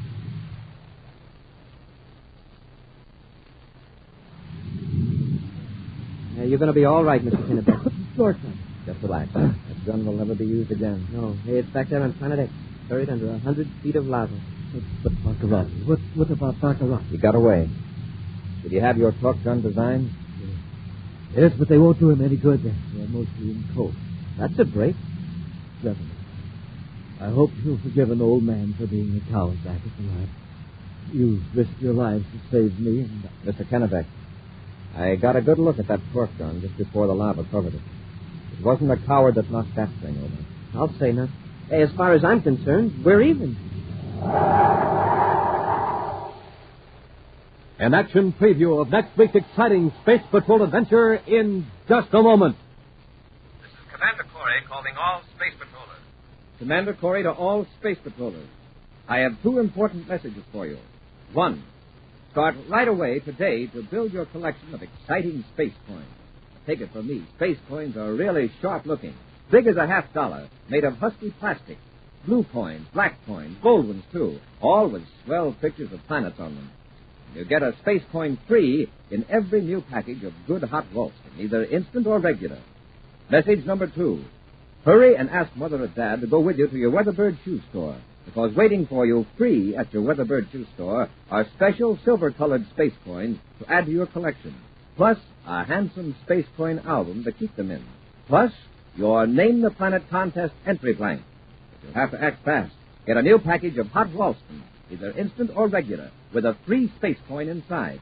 And go to your Weatherbird shoe dealer for more coins and your Name the Planet contest entry blank. At your Weatherbird shoe dealer. See him today, and good luck. And now, a preview of next week's exciting Space Patrol adventure.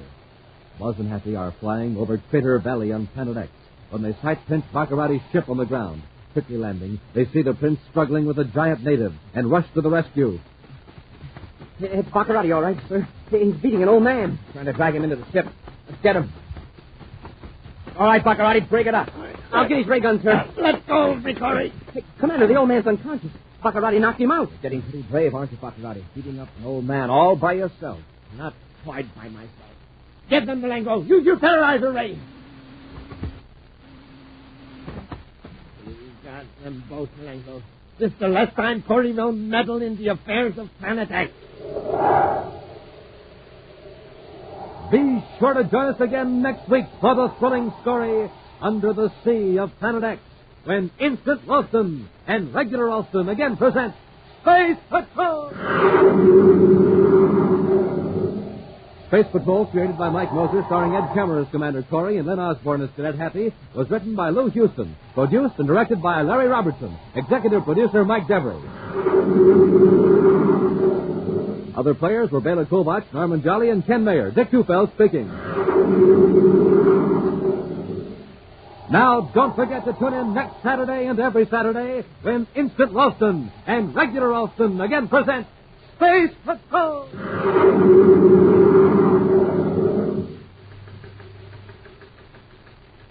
This is Dick Tufeld in Los Angeles with the story of one of the fastest planes in the world, and a word from the man who test flies it, Joe Lynch.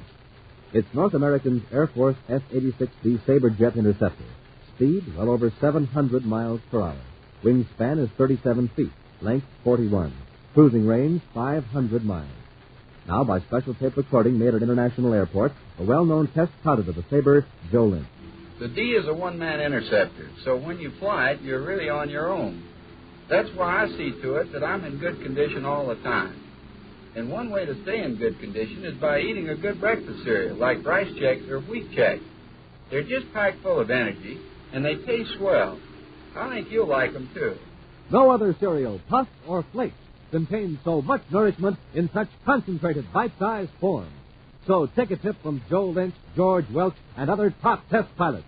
Make your cereals Rice Chex and Wheat Chex. Be sure to see another exciting Space Patrol story on your local ABC television station. Consult your local paper for time and channel. This program is broadcast to our armed forces overseas through the worldwide facilities of the Armed Forces Radio Service. Space Patrol came to you transcribed from Hollywood. This is ABC Radio Network.